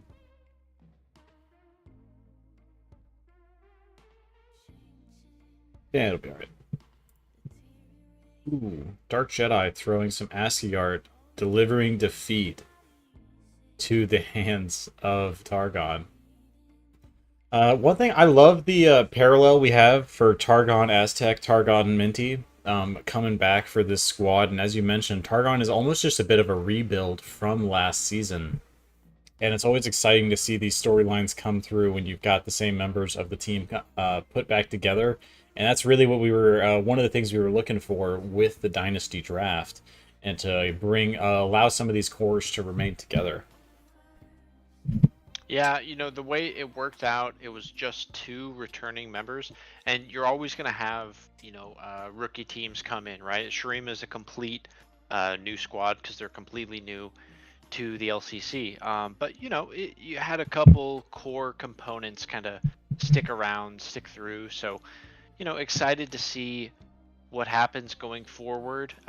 If this format, which is just what it looks like next year. I mean, I think so far, I hesitate because it's only week 2, but I think what the feedback that I've heard is people are liking how close these teams are. They got to put in effort every week. It's not going to be a guaranteed win, but it's not going to be a guaranteed loss. And the feeling last year was that some of these games, it was better to just not play. Pretty much a guaranteed loss. So I'm really glad that it sounds like everybody's been motivated for every game. But again, it's only week 2. We really got to see how things kind of shake out as the season goes on. It's too early to tell right now.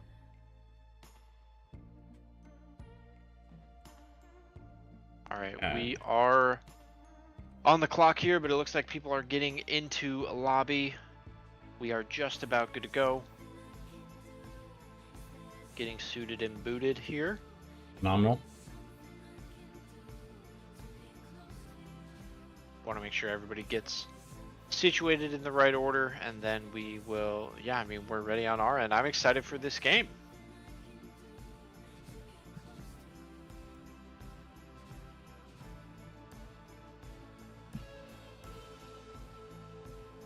I am the lobby owner, so I will get a chance to start us up.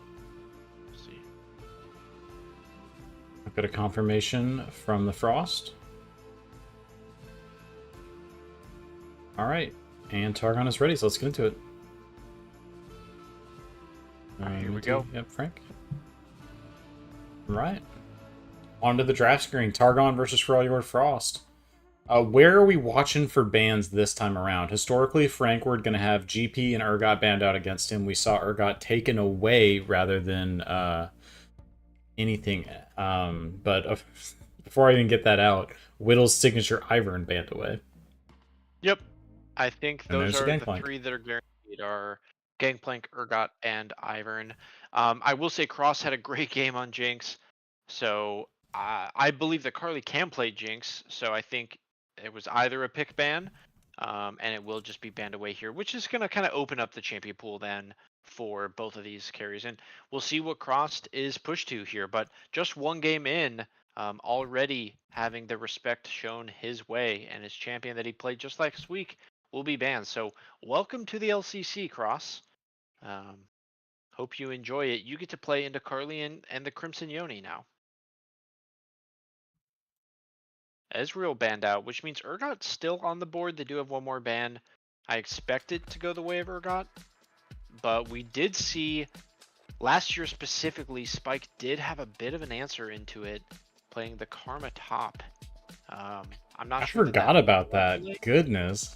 But it definitely neutralized it to an extent. So they leave Urgot up, actually. Almost. This feels like a bait. So we'll see what happens. Does he just pick the Urgot and play Urgot? Probably his best champion. I mean, you know, Gangplank taken off the board here. What is the answer? Or do they just go with their, you know, typical plan? You got to assume that they thought Urgot would be gone, so they wouldn't have accounted for picking it. And they do go Tristana. This has got to be Carly's best champion, and he's one of the best players quite in scary the on LCC. This is giving an ace, his ace.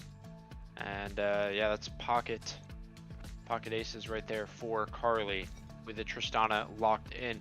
And Yoni has a Ooh, but it's lock covered that, now and locked in for locked and loaded.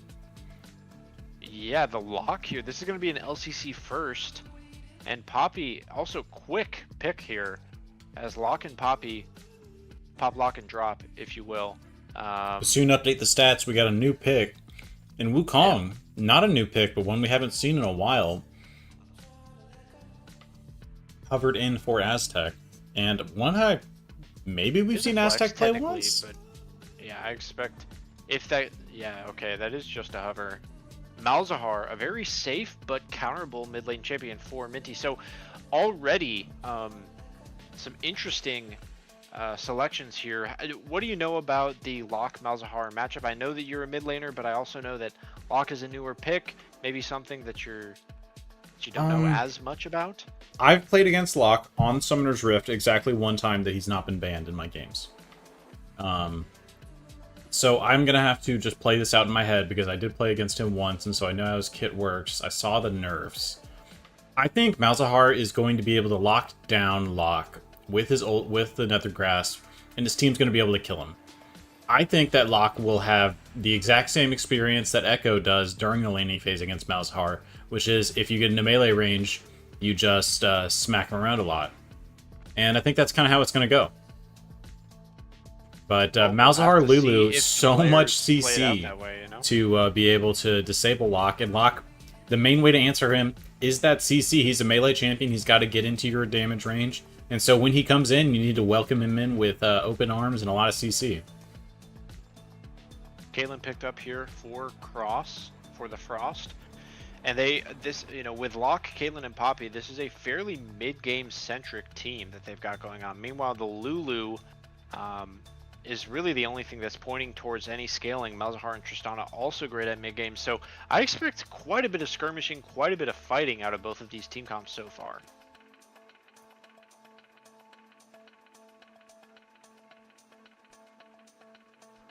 And here's the Urgot ban. There it is, there it is. So they let the Urgot go through, and now it will get banned. Such an interesting big ban here for Targon. I wonder, depending on how this game goes, I wonder if they'll look back on that decision. Wowie taken away. They So had gone the banning Urgot. out two top laners, trying to make sure that Frankfurt is not going to get counter-picked out. So maybe we can infer a bit about his top lane from the Alawi Shogath bans. His signatures are taken away. Perhaps just going to push Frankfurt onto the Ornn. I mean, and there is an assumption here that the Poppy is going jungle for Whittle with the Cho'Gath and Alawi bans on the other side. So I would agree with that. Very interested to see. Lux is going to be picked up. Looks like this will be a support Lux. So Caitlyn Lux, one of the strongest lanes. Lots of pressure.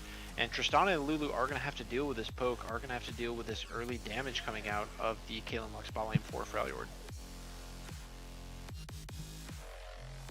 There's the Ornn. Yeah, nice predict here. Yeah, nice predict. And want to see a bit of a carry slash bruiser in the jungle coming out. Or, they're not in the right order for Aztec. Skarner is banned, so, I mean, Udyr's on the table. But something with a little more engage. Of course, Udyr, I think, is going to answer well into lock. Just bear stance and run away, baby. But always going to have a hard time into Caitlyn and Lux. Here with Lulu and Ornn picked up, if he goes to I'm tank, thinking it'll be Shyvana. a Show me two-carry comp. Shyvana. Amumu! Oh, and the Amumu. And So all they do go of for the eggs additional are in the carry. Carly basket tonight. And Mordekaiser is the answer. Ornn really does not scale well into AP matchups. Gwen, of course, the traditional counter into Ornn, but Mordekaiser can handle Ornn nicely as well. So Yeah, you'll I have to really adjust in your like the mind draft of slightly both the these order teams. between Frankfurt and Aztec. And just on the side of Targon, we've got the correct lineup on the bottom of your screen there. Frankfurt top, Aztec jungle, Minty mid, Carly AD carry, and Yoni support. Thank you, the Crimson Yoni, for being in the correct position, as well as Minty Bun. Yeah. How But did that then we've happen? got locked and Lined I up don't know. correctly. I don't know. Because I think they did the right thing. It's weird that it's wrong. Yeah. Clone on Locked and Loaded. I'm not going to call him Locked and Loaded the whole game. He's going to get Clone or Lock, because that's the champion that he picked. And he's going to be happy about it. But as we get into our spectator delay, we can start up our prediction. And then, Jags, who do you think won draft here? Yeah, I guess we should maybe also pay. I don't know if we paid out the prediction. I don't pay out Yeah, we predictions. should- I only create them. Get those done. I do like the 2-carry comp that they've drafted for Targon, but I think they're going to need more scaling damage than Tristana and Malzahar are going to be able to deliver. I think they will find themselves lacking and wishing that the Amumu was, something like an Udyr, something like a Wukong that they could find more damage with. Meanwhile, on the side of Frost, Dark Jedi onto a new champion, Cross onto a new champion. I believe this is a new champion for Kalka as well. Certainly a new champion for Clone because it's a new champion to the LCC. So a new look here for the Frost. But they're going to be looking to prove that week 1 wasn't a fluke and find ways forward here. I think that they have a very aggressive team that will end up getting outscaled naturally by the composition, the more traditional composition with Lulu Ornn there. So I do think there's a bit of a timer. Locke also known more for the mid and early game than the late game. So yeah, I fully expect if this game goes to 40-45 minutes, this Tristana is going to be looking to rack up quadra kills, pentakills. But Caitlyn and Lux, they're going to try and cut her down, try and stop her from getting there. So Carly has a lot to step up to here. And Minty as well. So the eggs put into the basket and kind of the gauntlet laid down here with this more traditional 2-carry comp. I think I'm looking at the blue side, and I think this is such a strong, comfortable team fight, but it is putting so much pressure onto Carly, because Minty on the Malzahar is going to be able to provide a lot of damage, but there is very little playmaking opportunity. They do need to come to you, with the exception of going for your Flash Nether Grasp. A lot of the playmaking opportunity is going to come out of the Ornn Horn and the Amumu Bandage Toss. And then I do think the Crimson Yoni is well positioned to make sure that Carly does not get a little too excited about these rocket jumps in, who we've seen Carly do some rocket jumps that are questionable, but when he gets ahead, he really manages to make him work. Caitlyn, Lux, Poppy going to make it quite difficult to get into the face of the enemy team. Do you know if Poppy's W will stop an active Bandage Toss? I can't remember. Yeah, if Amumu is still traveling, then yeah, Poppy will stop it. Okay, for the sure. stun will still connect though, right? I don't know that. I think Like, the stun initial, happens like, on bandage short connection, and then I think he will not be pulled. So that's going to be That's a one to good watch question. out for. If One you see thing that we should shout out is just how. By the way, we will speed ahead to live so we don't have the delay issue like last time. But the Mordekaiser has the choice here in this one to just pull the Tristana out, and then it turns it from a 2 carry comp into a 1 carry comp. And Mordekaiser in the Death Realm against Tristana, that's a fight that Mordekaiser can win. So a very difficult game to play. But I do see what they have. They've got this front to back, very traditional team fight style. And if they can land up their wombo combo with the Ornn, Amumu ulti, and then the damage over top, I mean, it does kind of play itself. So ease of execution here is on the side of Targon, but I think the counter picks and the early game into the mid game skirmishes are all on the side of Freljord, who's going to come out on top here. I'm not sure. Maybe you do. Make sure to get your points going. I guess I will go ahead and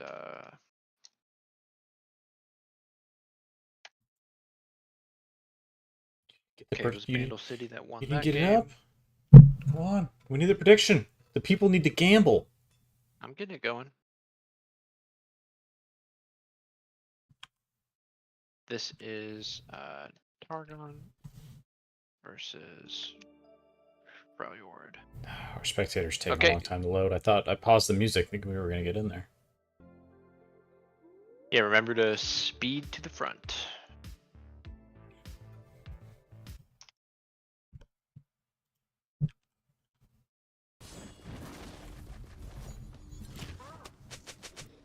Right. I think I'm good at 15 seconds.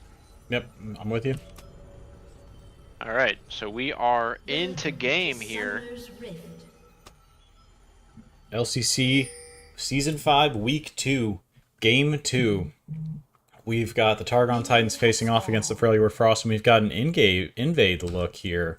Complete defense on the bot side for Cross. Going to spot out any early action in the bottom, keeping Carly from able to set up for that rocket jump early pressure. Whittle Guy wants to steal this red buff. Yeah, and it's a nice read here onto Aztec, just to predict that the Amumu is going to start on his blue side. So they're going to go for a red side invade, and this is, this is what you get for doing your homework here. It's going to be a nice start to the jungle pathing of Freljord. Can they, what will this lead to? Aztec won't discover until later. Nice trade already. That's that electrocute and 3 stacks of nails, and Lock, if he gets into melee range, he's going to make that damage stick. Look at the Aztec, trade back, though. The Malefic Vision straight back basically evened out, so. Yep, going to be very happy to pick up that trade back and forth. Lock taking level 2, and yeah, flash away. Flash away from Minty. That respects the damage, but another Malefic Visions will land. So some more poke for the Malzahar. But that is flashed down, and you gotta assume Minty is going to be the early target of the Poppy ganks. We saw the mid lane mage last game got focused out by the Poppy early. So here's the jump in from Carly. Nice focus down onto Cross, and Cross will flash away. So that is one summoner spell used here. Aztec has nice, just discovered early that advantage. the Raptors are gone. King's down now on the Whittle Guy moments later. They're on the back end. Carly could be caught out of here. It's exhaust straight in onto Whittle. Whittle trying to find what they can. The flash bind from Kalka, and they will find it's a first blood, but they instantly get the counter kill back. Aztec with a beautiful bandage toss finds it's 2 in a row as they find another one, and Cross goes down. Down goes Whittle, and it's a 3-for-1 for the Targon Titans. Just moments too late on the play. If they had gotten that off 4 or 5 seconds earlier, I think Aztec just arrives too late to make the difference. Aztec discovers that his Raptors are gone and then runs immediately to the bot side. It's like he could hear the ping on the way out of Whittle Guy. Huge opportunity to counterplay there. They went for the single quadrant gank, and that means that even though Amumu was really having a hard time, you know, that jungle invade doesn't actually mean anything. Both of them just have 3 camps, and so Amumu able to show up on parity there and really land that counter gank. Nice job from Yoni to keep Carly alive for as long as possible. They spent a lot of time killing that Tristana and then able to turn the damage around once Amumu arrives. So beautiful play there from Targon. I thought he was going for the Raptors, but instead he's going for the Here's the wraparound. gank from Whittle onto Minty. Minty no flash here. Here's Whittle trying to find something. They end up missing the pin forward. Locke now has to flash out. Can they find a return? They do find Maleficent Visions. Will it tick down? Locke brought low, less than 100 HP, but will be able to walk out. That is Flash Ignite down for the Locke. And a nice escape here. Another Maleficent Visions. But it's down on the Locke, and he's got nothing left. Minty's gonna be forced to reset. Aztec is here. Whittle Guy half HP. Locke only 200 HP to speak of. But there is 0 backup. Gonna smite and walk away. So he will at least get that one. It's a rocket jump forward. Dodges out the light binding. Kalka is in trouble here. The reset from the E. And it's a kill in the 2v2 as Carly makes himself known. The Tristana is no joke, and he gets himself on the board. He's so comfortable on that Tristana, and he's comfortable playing it with anybody who happens to walk into his lane. This is a solo queue signature. He is so happy to be playing the Tristana on stage yet again. 1-1 and 2 so far, but with a nice CS lead for himself to start us off. Yeah, absolutely. Things looking really good. You expect Kaylin Lux to have the advantage here, so for Tristana to be able to find these early assassinations in the lane, they've got to be really happy with that. And Yoni sitting at 100% kill participation so far in this game. Fantastic on the Lulu. Yoni, who has the championship to his name, but has perhaps been slept on in the support role. Meanwhile, let's talk about top lane. Dark Jedi, the ult, the flash, the ignite down onto Ornn. Can Frank get out? It won't be enough. It's a solo bolo in the top lane as Dark Jedi of Doom puts himself on the board, and the Mordekaiser goes up in this matchup.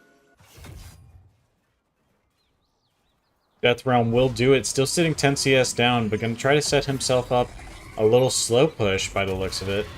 Tower helping out along the way. Dark Jedi, no teleport. Frankward will be looking to teleport. Oh, no. Just going to walk it back out. Going to perhaps preserve that TP for the dragon. Both Clone and Whittle are here. Will they be able to find something? Looks like Carly and Yoni could be in trouble here. Nice bind will assassinate. And here's the teleport in. So Aztec is here, but now Minty teleporting down. But the traps from... oh, it's Frank instead. The traps out from Cross. Frank has to flash away after teleporting in. So nice coordinated team play here from Freljord, and they're able to pick up 2 and even up the kills. That puts them ahead in gold here, and they're going to turn their attention now onto the first dragon of the match. Nice play to stabilize their bot lane and then also get themselves priority on the map to go over to this dragon. It's a nice use of the priority that Locke has in the mid lane. Into Malzahar. That Lost Chapter just coming through. But really, Minty's only play is to shove lane and then look for another grasp. If he can find poke down on the Locke, he might be able to find a kill. But I imagine Clone should have plenty of space to just be able to back away unless there is Aztec there to follow up the damage, or perhaps a Carly on the roam. Engage in mid, but there's no backup. Looking for a play, but Clone is here, and that's going to be the engage in. There is the stun from Whittle, and they team up, the mid-jungle duo. It's not just one, it's both.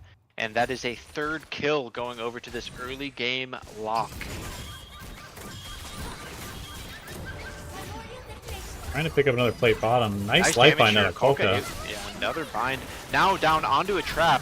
Cross is going to get quite a bit of damage out. Carly will have to rocket jump away, but nobody's level 6 yet, so that full long-range damage won't be there. Another light bind now onto Yoni. The trap just missing, and a flash away from Yoni should mean he's able to escape fully. Beautiful counter, and that's what you expect out of the Caitlyn Lux.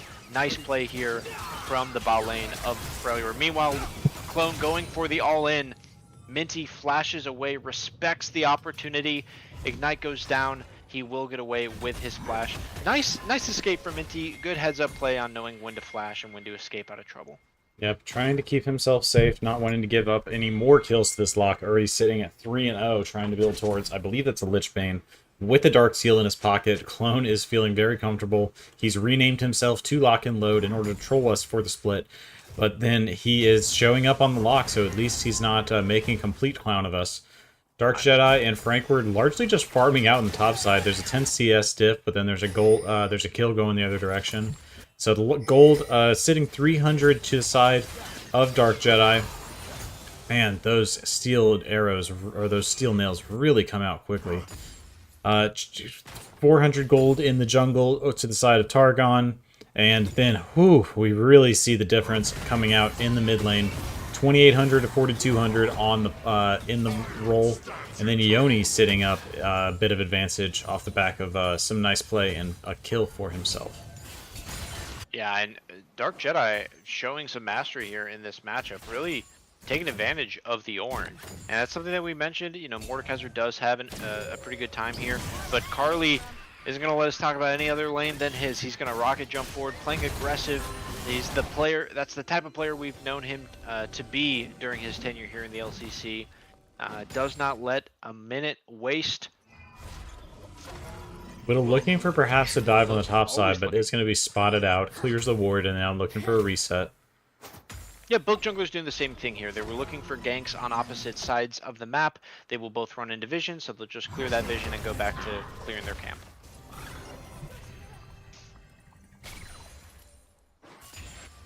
Alright, top laners are down below half health here.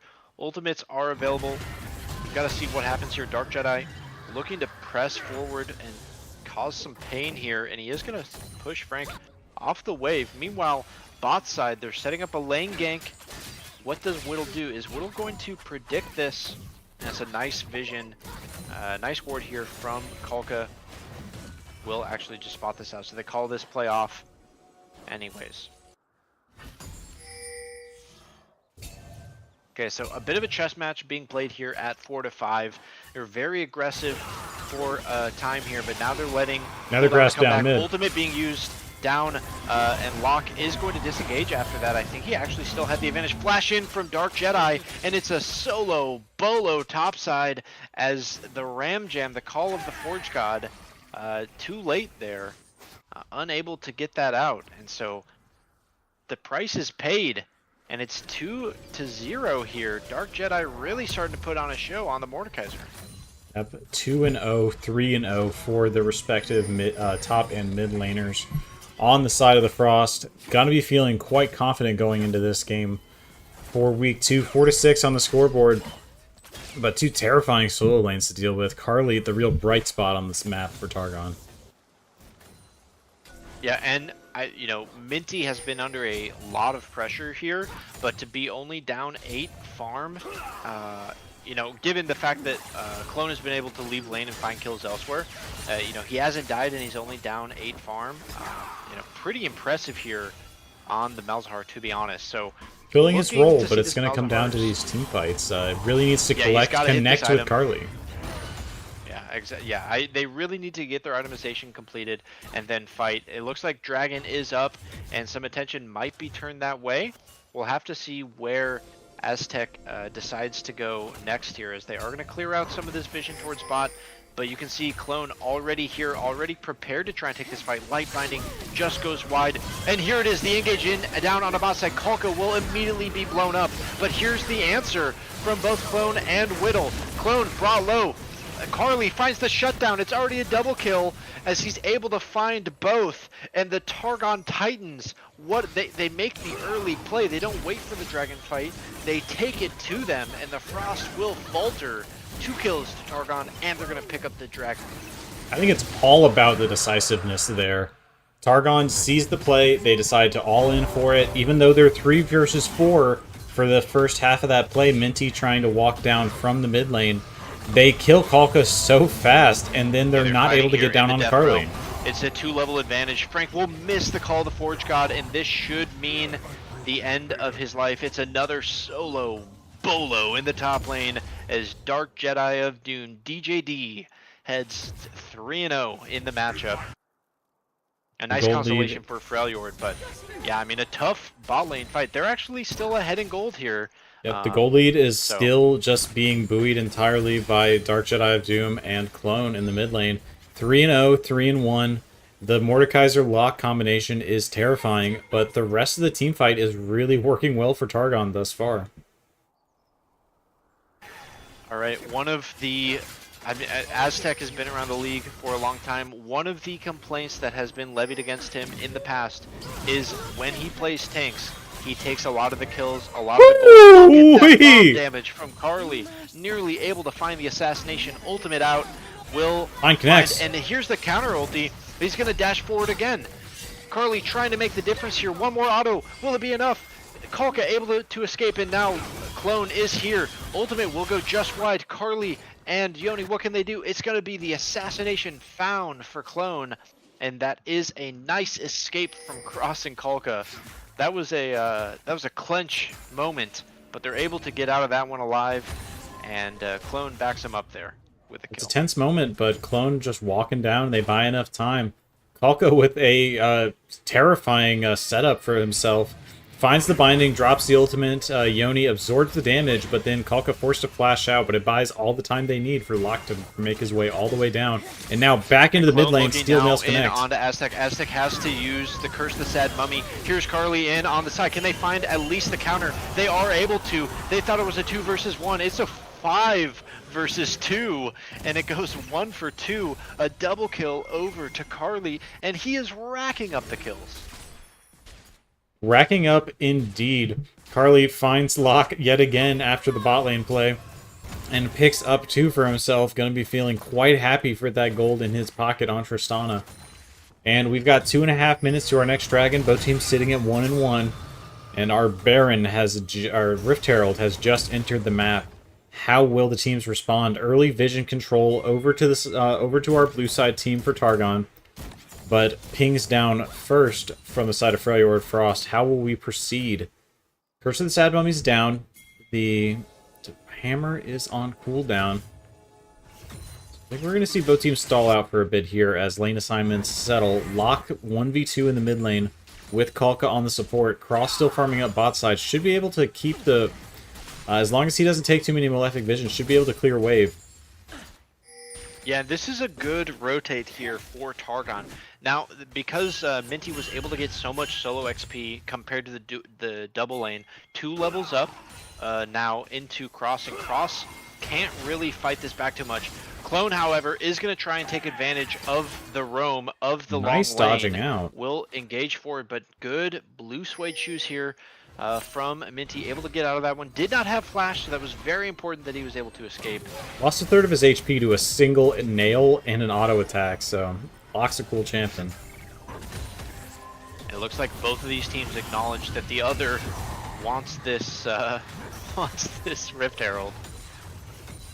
Everybody's got their eyes on the prize. The tension in this game is high right now because it is very close, and both of these teams know that this game is balancing on a knife's edge. Then, if there's a big team fight right now, it will blow the game out of control for either one of these teams.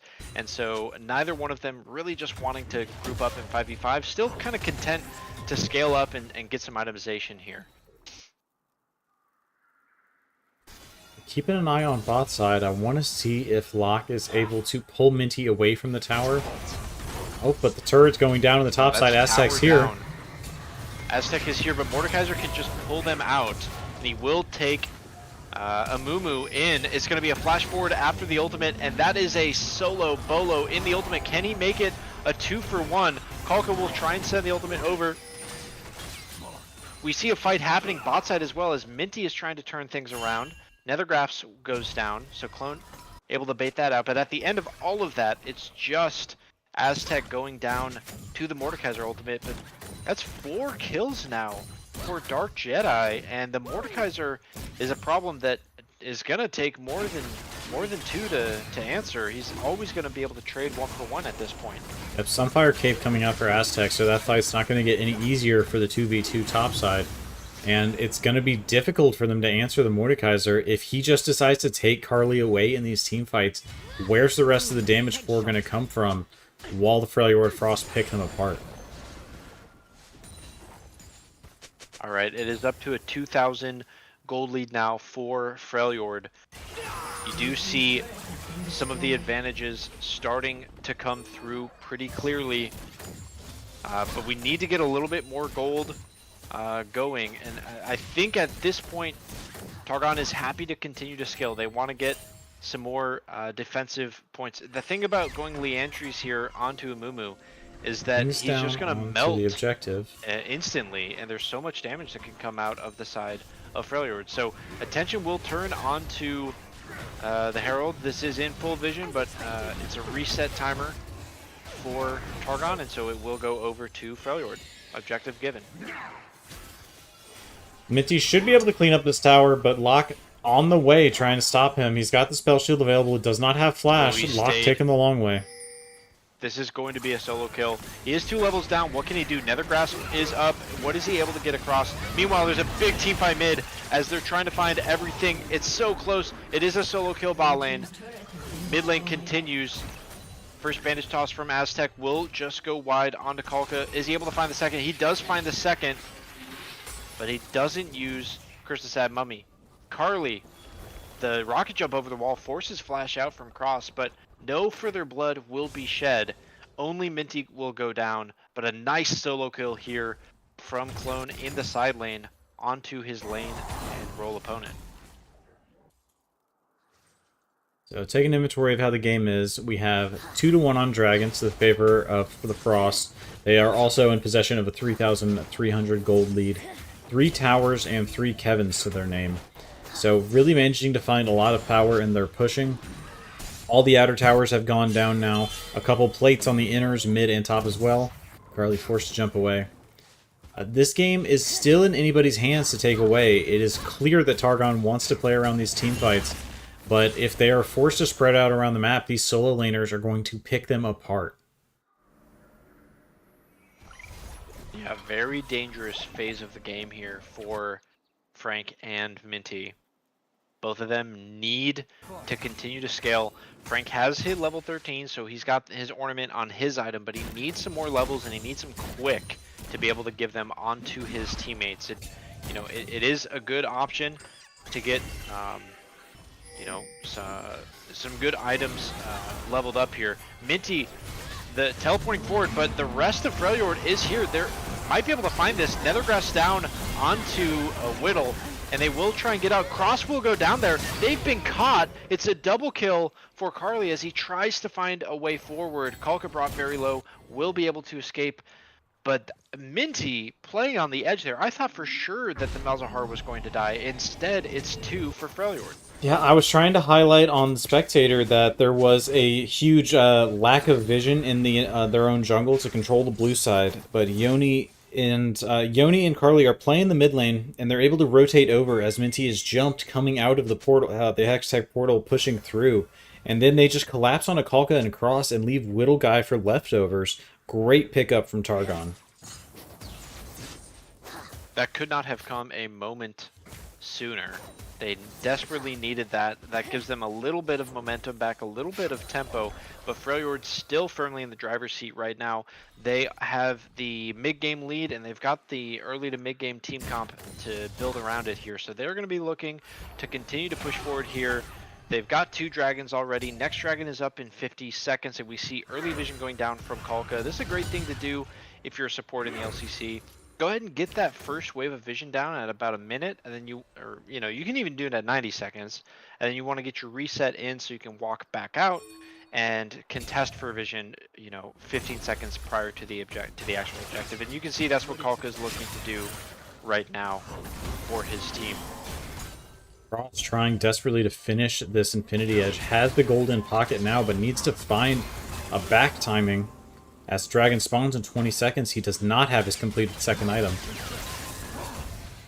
Here's Ornn trying to find an answer back, and that's going to be flash away from Locke. Here's Call the Forge God. Is he able to actually find something onto it? It's huge! It's a solo bolo for Frank as Clone goes down. And just when his team had the advantage, it will be Ornn finding that kill. A reset into teleport could be huge. They could turn this into a 5 versus 4. They need to find something here. Aztec has to find a way in. He lands the bandage toss, flash in. Krista Sad Mummy in onto 3. Cross down on the side. Keeper's Verdict sends Minty out, but Carly is in. Smite goes over. to Whittle, so at least Freljord would have won that, but now Carly trying to win the fight. Carly drops, Kolka able to find a way, Frank failing the engage into the pit. The Freljord are winning this. Dark Jedi is so fed. It's a triple kill for the Mordekaiser. 7-0-1. What a massive fight for Mord to put the team on his back.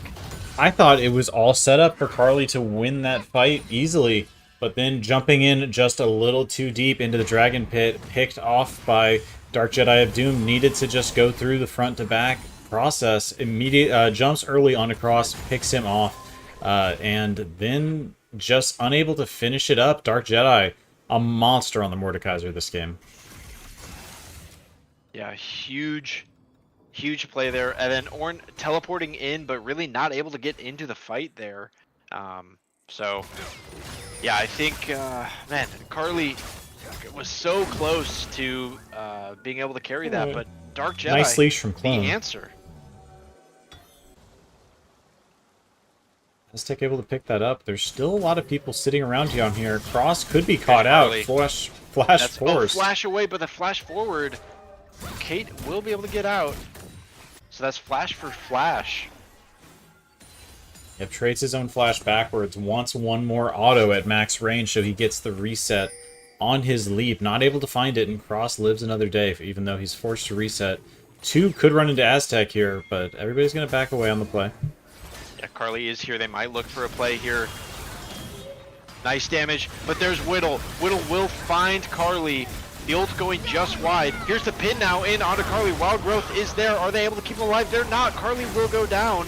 Kolka now in the pit. Here's Clone trying to find it. The health bars are very low. He will have to blast code out. It ends up being a 2-for-1 as Carly goes down, but they spend so much killing him. And Mord not in that fight. Mord really a substantial portion, not only of their damage, but of their gold as well. And he's going to continue to push and take these side objectives. It looks like he's going to take bot tier 2 here.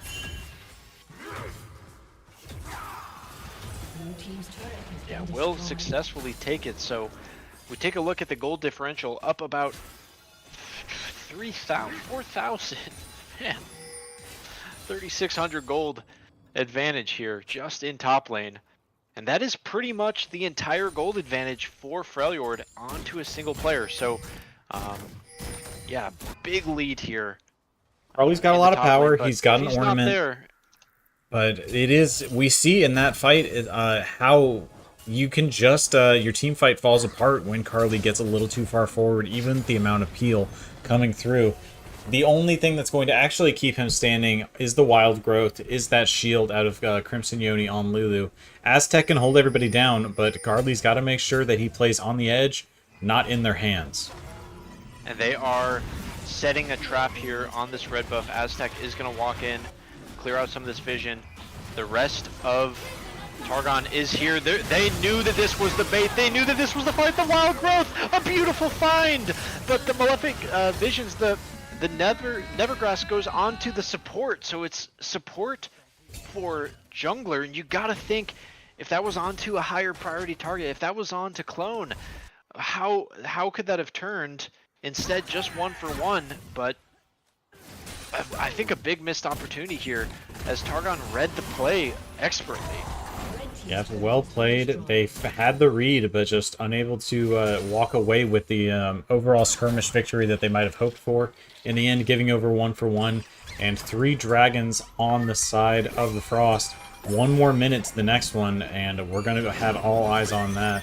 But the Baron as well, they could look for a trade of objectives. Early indications show that we're going to have both teams moving back out towards Dragon, Freljord, and the Targon.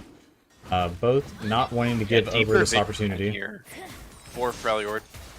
Very defensive vision for Targon. They're going to be late on this play as Whittle Guy rotates over after resetting on his red buff, but he's still 15 seconds out, going to be here just for the spawn. Dark Jedi shoving in top, but he's not anywhere near that tower quite yet. Carly with a W forward that will put that onto cooldown, so another 15 seconds before he can launch himself with a rocket jump forward. but the traps will mean, you know, they will set the lines of battle here for both these teams. Aztec trying to find something. They will enter from the bottom of river, effectively making that trap useless, but beautiful Keeper's Verdict from Whittle will send them out. The Call to Fortune will find two as down goes Clone, and here Carly is on the backside of the fight. The teleport in from Dark Jedi, what can he find? It's a triple kill here for Carly, and it's only one remaining, as when Dark Jedi comes out, it's going to be ulti straight in onto Carly. What a kill! That's instantly evaporated. The polymorph as soon as he's out though, and it is going to mean it was all for just Carly. Beautiful find here, beautiful team fight for Targon as they pick apart the Freljord Frost, and they are going to pick up the dragon. That stops Freljord from getting their soul. What a play. Ain't it cool to be a marksman player? Carly wipes up the rest of the fight, picks up a triple kill, Minty with a flash, with great target priority with that Nether Grasp. And Targon have two knocked away with the Keeper's Verdict. Great play out of Whittle Guy there. But in the end, the only target that matters is Carly. He has to go down, and he manages to free fire after he walks back at the end of the Keeper's Verdict. And Dark Jedi just takes too long to get there after the teleport starts channeling. 1v5, and he still picks one up. At this point, Clone has fallen behind in CS as well as experience, so yeah, that really substantial early game lead, but now sitting at 2.5 items is pretty much coming to parity with some of the other players. He does have more gold, but hasn't been able to actually turn it into itemization here. So Frankfurt tapped him down. He said, "I'll me hammer that nail in for you," and Locke has really stalled out into the mid game. We're hitting at 30 minutes just now. 5 dragons have been taken so far. Frost still trying to secure that ever crucial dragon soul for themselves. Locke clearing a ward out of the pit, but Baron is going to be the objective in both these teams' eyes. As Freljord Frost mid tower still stands, it provides them a lot of stability on the map when they're walking back out here to play relatively safely and move around. yeah, and we are effectively tied at 30.5 minutes here into our Aztec second could be game. caught out. Light Binding connects. Beautiful bind here, but Aztec now with a couple of tank items might be able to escape. It is going to be Curse of Sad Mummy. It's not enough. He will be cut down as Clone finds the pick, and Aztec in alone is going to cost his team the opportunity to go for a play, to go for a steal. And a nice find here from Freljord. That is Another bind extraordinarily connecting. important find. Quite a bit of damage. Is able to push Kalka off of that, but yeah, Yoni getting caught as well. So a difficult way. They don't walk in together, and they they end up not being able to contest. And all 5 members will be able to Probably walk flash in. out. Flash in from Carly. Is it going to be enough? Oh my What a god! find! Holy Solo cow! Bolo. I can't believe that That's with the killed! ornament. You never know with that ornament just how much it's going to be. Carly now brought low, and Clone is going to find a kill of his own. Right back. Yoni has to wild growth out. What can Frank do now in the 1v3? Pin from Whittle will just miss. He is very tanky. Aztec now trying to find a way forward. Call the Fortune used down onto Whittle. It is going to be the claw here. Beautiful flash as the Mordekaiser route will go just wide. Dark Jedi here, extremely fed though. Look for the impact of this Mordekaiser. Binding from Kalka goes just wide, and things will even out a bit. Still 15 seconds on Carly respawning, so there's no AD carry here. Death Realm connects on Aztec. Yeah, Death Realm here from Dark Jedi. How is this going to turn out? They end up not going all in. The pin in from Whittle. It's a Curse of the Sad Mummy and a shutdown as Clone goes down. It's another shutdown as down goes Dark Jedi. So the 2 damage dealers here for Freljord will be cut down. 3 items now onto Malzahar, and he has also entered the late game club, and he is now a source of damage for his team. So it's now not only Carly that they have to keep an eye on, but also those Malefic Visions, and damage over time from Minty is going to shred through Dark Jedi over time. No magic resist to speak of quite yet, only that Randuin's Omen and Merc Treads. Minty potentially too far forward here, and they are going to use quite a bit. Big shield, but I can't believe the Lulu shield is big enough to actually stop it. Look at this damage from Tristana, as another light binding from Kalka will find one more member. Minty brought very low. They probably need to just reset, re-engage. Dragon is up in 40 seconds. This is still soul point for the Freljord Frost. It will be our 6th dragon, but Carly, trying to win the fight beforehand, finds another assassination.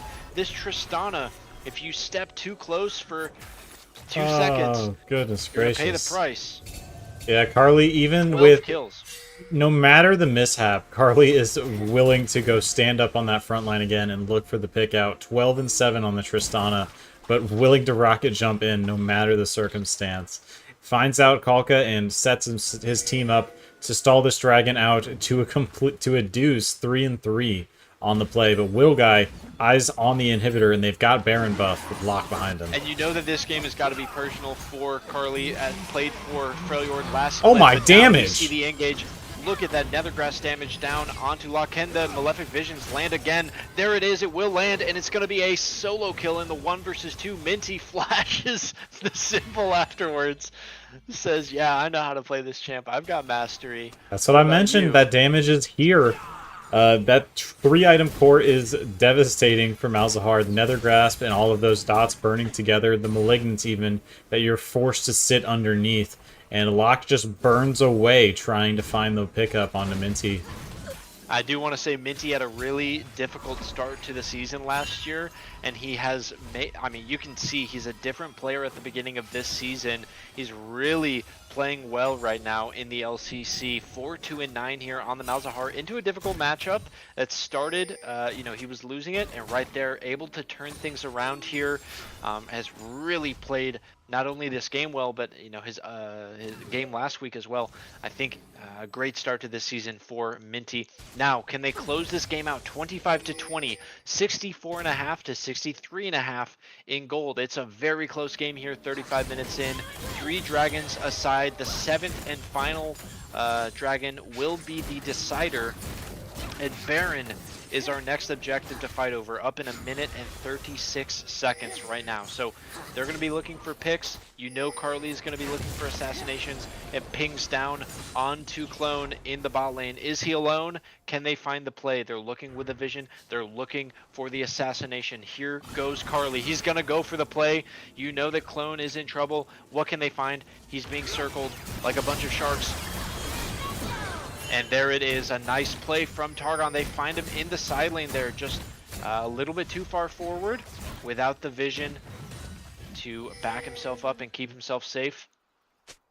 And Minty, again, we the talked sole about how it defender, was but we got personal. 2 backing We off. talked about how Carly had something to prove. That's his old mid laner. That's his old teammate right there that he takes down with his kill. That's his 13th kill in this match, and they push forward. Flash Baron forward out up of in Will Guy, pinned 45 into the seconds. wall. Zonia's to buy time. they- Curse the Sad Mummy onto 2.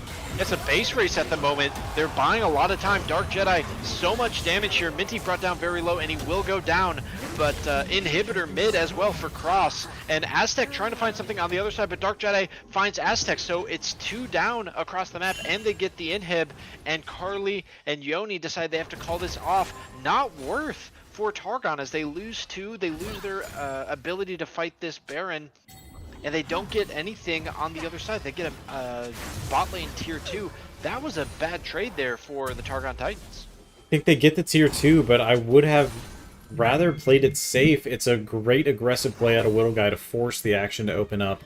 And then there's just no damage to back them, as Minty is chunked down aggressively by Dark Jedi and Whittle, who are the best suited to really deal with him. The magic resist really is starting to come out now. And until Minty gets his They're looking to last walk item in. with Magic They Pen. need their team. Yeah, Baron is going down. They know that they can't walk in. That was so close to being so bad for the Targon Titans, but Clone was there awaiting, looking to make the play. Instead, that is 2nd Baron of the match going over to the Freljord Frost. They're now down in kills, but they, again, even in gold, 37.5 minutes. What a banger of a game here in week number 2 between Targon and Freljord. We called it our featured match of the week for a reason. We knew it was going to be good. We just didn't know it was going to be this good. We are getting treated to an all-time 1 minute and 20 seconds to our guaranteed Elder Dragon Dragon Soul pickup for one of these squads. Targon versus Freljord Frost. Who will find the smite? Who will find the secure? Aztec versus Whittle. And all game now, it feels like it's down to who's going to get the pick next. As the vision control is down for Freljord Frost, but Kalka's invested most of his wards to the initial setup. They need to make sure that they can try to contest this retake out of Targon, but they've got a minute left to hold the area. Carly and Minty are both here trying to find Dark Jedi. There's the Nether Grasp out, and they will just turn and burn. And it's a flash in from Carly. The rocket jump over the wall, and they find the kill. That's on one of the most fed members. Meanwhile, bot side, all of Freljord trying to take advantage. The teleport in for Minty. They need to find the resets here. Frank almost brought down. Will survive. Aztec bleeding out, but will he walk away? The ignite, not enough. The members of Targon able to escape, and Carly and Minty have arrived. Now, can they turn their attention onto the Dragon Soul? It's so tough. Minions pushing in from mid. The super minions are pushing towards their nexus. What's the decision here? What's the macro game? 25 seconds, and Dark Jedi will have teleport. If they can stall this out for just a bit more time, that Mordekaiser will be right back. Targon knows that. Banish tossed out from Aztec. They find him at the red buff. Yeah, the binding is out. Kalka should be in trouble here. The flash away, but it won't be enough. Clone over the wall trying to throw his nail gun, but Kalka will go down, and that's a 45-second timer. And Dragon is up now. That's a guaranteed 4 versus 5. Jedi just Here's spawning, immediate teleport. Straight in. Do they see this? Dark Jedi will go straight into the pit. Frank Ward coming in as well. Clone is not going to come in. There's no teleport for this lock, so they have left lock at the front of their base, and it's a reset in from Minty. Minty does not have teleport, so what's the call here? Dragon is being burned. Cancel onto the Keeper's Verdict. Wasted, but it's a smite steal. Taken away. Aztec will secure. Down goes Whittle. Dark Jedi now into the 1 versus 1, into the Death Realm. Cross is able to secure, so the kill onto the jungler. Dark Jedi here. What can Carly actually do? It's the W into a trap. Oh, he's the Wild Growth there. Just barely saving him. Crimson Yoni keeping his fed carry alive. 2 towers going down. The Nexus is exposed by Clone, but Minty and the Targon Titans defend the base. Able to get the 2 towers there, and yeah, what a incredible back and forth macro decision to not bring their fed mid laner to the fight. Aztec with a clutch smite is able to secure Dragon Soul, but it's not Elder Dragon, it's just Dragon Soul. We're 40 minutes in and it's not Elder Dragon. What an incredible game here as they take a small 2,000 gold lead, but at 76,500 gold, you know, what does that actually mean in terms of itemization? It might mean, you know, an extra Negatron cloak, or, you know, an extra needlessly large rod. It's not going to be a full item completion at this point. Yep, Widow Guy looking for a Keeper's Verdict to try to knock Aztec out of the pit and guarantee that smite for himself. But Frank Ward just positioning himself so annoyingly right in front of that until the point that the Keeper's Verdict is just canceled outright. So great play from both sides to unlock and secure that dragon, and then pick up the consolation prize of just completely clearing out the base.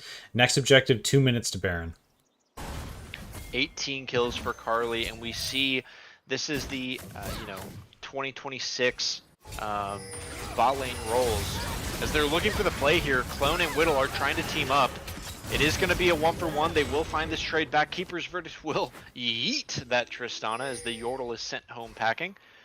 But look at all these items. It's 6 full completed items and an ornament. This is as strong as Tristana has ever been in League of Legends history, with boots as well in the boot slot. Boots in the boot slot. Guardian Angel is available. Seconds. For that extra reassurance. Still 2 items left to complete for Cross. He's almost got his next pickup available for himself. Whittle trying to find the play. They're going in onto Minty. They find good half damage here. Minty is brought low, but Cross and Kalka just slightly too far out. The Curse the Sad Mummy is used onto a single target, but it means the jungler is down, and Dark Jedi now coming into the side will send Minty into the Death Realm. This will be a completed kill, but now he's in a 1 versus 3, and it's a double kill for Carly and the Targon Titans. what can they do now? There's no jungler. 30 seconds on the Baron. Clone respawning, coming from base as we go. So it's a 2-carry comp, and one of their carries is dead. But Carly, with 21 kills already in the game, is still alive and well. Look at these support vision numbers, by the way. 131. Elixir Just picked up insane. from Carly, 2,800 gold on deck, so the only thing now that Carly can do is allow the rest of the map to catch up to him in terms of net gold. This inhibitor is spawning in the next minute, and Targon are here early to secure vision on the Baron. 20 seconds on Jedi and 10 seconds on Whittle. They turn right immediately onto open it up. Okay, Frank does not have teleport. Teleport is Carly on in. cooldown. Carly, the dash forward, and Kalka will go golden. So we'll try and buy some time, try and survive, but he will burn as a result. And Clone and Cross just have to watch it, watch the objective be taken. Minty unfortunately was dead when it was taken, so it only goes on to 4. But a beautiful play, and it's just everywhere that Crispy is, or sorry, everywhere that Carly is. I'm used to calling Crispy the Fed 80 carry, but everywhere that Carly is, you cannot go. And he's really just intimidating presence in this match. 22 kills. Yep. 22 kills on the Tristana, and I imagine we might see some Tristana bans, or at the very least, you got to be prepared to take him on. You can see the level of confidence he's got, and the Enchanter paired with him, the enhanced Ardent Sensor, everything is designed to buff Carly to the max and allow him to go crazy with this Tristana. The Gigantify.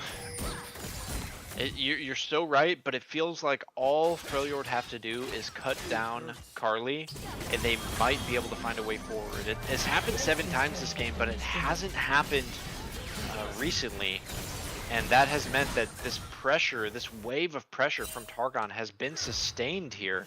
As he walks onto a trap, but they're not able to actually get any damage down. And look, he's using the Lulu shield. He takes half a turret with that Lulu shield, so Aztec so and pressure Crimson here. Yoni just running interference. They're spread out slightly, so it's going to take a while for Minty to be able to teleport, and could be canceled by Dark Jedi just using that Death Realm onto him. Whittle Guy finds the isolated target, Frankward on the side. Yeah, nice pin here onto Frankfurt, but can they turn and burn any of this damage? Whittle is the front line, but Carly able to free hit from the back here. And now, what can they do onto Carly? Is he able to get one more auto? A beautiful bind from Kalka, but already pushed out. They're unable to answer, and the Targon Titans are going to push forward. Dark Jedi knows that this is his opportunity to try and make the gameplay, to try and make the moment. Down goes Cross as Targon are trying to end it. It's going to be a version of a base race, but the Targon Titans will push forward quicker. Teleport out of both. In from the side lane members. It's Clone and Kalka. What can they do? It won't be enough, as the Targon Titans, they explode the Nexus and they win the game. Ooh, Jax, take a breath. What a game. Awesome. Targon versus the Frost. Targon coming out victorious. It was not an easy win for either side to be able to pick up, but Targon will walk away with the 2-0 and leave Freljord Frost in the dust 1-1. They're not at the bottom of the table. They still have their victory from week 1 to walk away with, but this does start to give us our division between these teams. Do you have any thoughts before we go to our break? I think that was a great game. I think that both these teams looked very evenly matched, very well set up, and at the end of the day, you needed a superstar to push you over the edge. And I didn't know who it was going to be. Dark Jedi was 8-1 there on the Mordekaiser. It looked like he was going to step up and take his team over the edge. At the end of the day, Carly put his rocket boots on and made it himself. And he is going to push Targon forward there. But incredible plays from everybody in that match. I think, there will be some moments where I think Whittle maybe will look at that as, could I have gotten to Carly, or or was he just like, jumping around, going crazy? They picked the Poppy to try and stop the jumps, and it felt like it was hard for Poppy to play that game. So I wonder what their team discussion will be. But yeah, what a game there. I've got to go and get ready for my game now. But yeah, thank you to all the viewers. We're gonna take our quick break, and we'll bring in Kalka to cast the next match. So Great game. Thanks to everybody for playing, and yeah, I'll see you on stage. Try. Yeah. Yep. Kalka, hop into office hours and I'll grab you down. Jags, everybody say goodbye. See you guys. All right, we'll be back soon.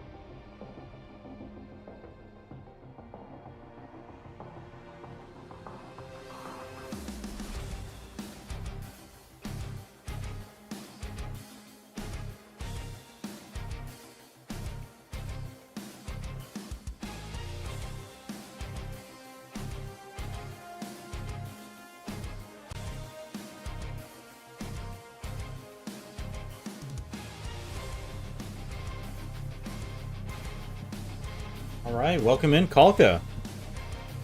Hi, good to be here. Yeah, I'm excited we get to our Game 3 matchup. We can take a little bit of a second. Looks like there's a technical difficulty on the map for TJ, giving a full system reset. So we've got a little bit of time to talk about things, but we're going to quickly get into the Canva presentation. As everybody knows from the schedule, our Game 3 matchup will be the Bilgewater Bullets sitting at 0-1 and versus the Zon Plague also sitting at 0-1. And let's quickly get in the rundown so we can talk about our teams. Give me the roster rundown for the Bullets, Kalka. All right, in the top lane, we've got Frosttide. And then in jungle, Bombman. Mid lane is Spike, AD Carry, Bell, and support Jags.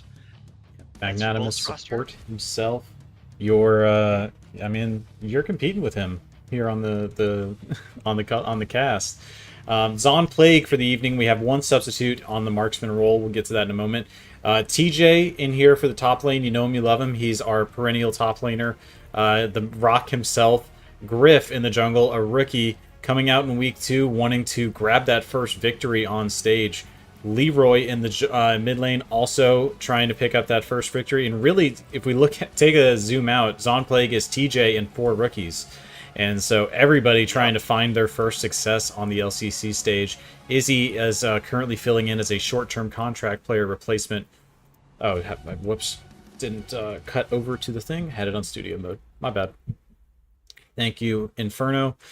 Izzy on a short-term contract, fill in for Zon Plague, and then McDonald's on support. Cut us back over just so you can see the bullets. Frosteye, Bombman, Spike, Bell, Jags, as we said. And then the Zon Plague. And then hopefully we'll be getting into the game soon, so I just want to make sure we got that out of the way. Throw it back to us. Yeah. Quick question for you, since you obviously have way more knowledge of the history of the LCC. Aside from the very first split, where quite literally everyone was a rookie, what's a team that has had the most rookies since then? Because, as you mentioned when reading the lineup, the Plague have 4 today. Do you think this might be the highest concentration of rookies we've seen. I'm not sure if there have been any... Any threes? There have definitely been threes. Several threes, like triple rookie squads. Don't think we've had any other 4s. We might have 1 or 2, but there's never been a 5-man rookie team. And this actually is the we only have 9 rookies this split, so this is the lowest percentage of rookies that we've had going into a season. So hopefully we've managed to capture some of that hype going in from Season 4 to Season 5 more quickly. Players are excited to get their run back opportunity and try to make that happen. And we're happy to have you here. It's a great time, and the LCC, I'm excited that Season 5 is here. I know I say it a lot, but shout out to the community for everybody being here playing with us. Thank you for joining in for the cast, Kalka, for placing Jags as he sloths it away, waiting in this lobby, trying to play his match on the Rift. Yep. Looks like we're still waiting on TJ, having to fix his technical issue, but no, we're patient. We're patient. Yep. So, oh shoot, I had a train of thought, then I lost it. Never mind. Both these teams lost in week 1. Correct. What do you think they need to do to fix up their mistakes to get their first wins this week? So let me take a look at these squads. We've got the Bullets. I think week 1, this team, like everybody in week 1 could have won the game, but it ended up being a bit one-sided as the games progressed. I think the Plague need to look for just a bit more stability in the bot side. TJ having a standout performance, his best opening to the LCC season that we've yet seen.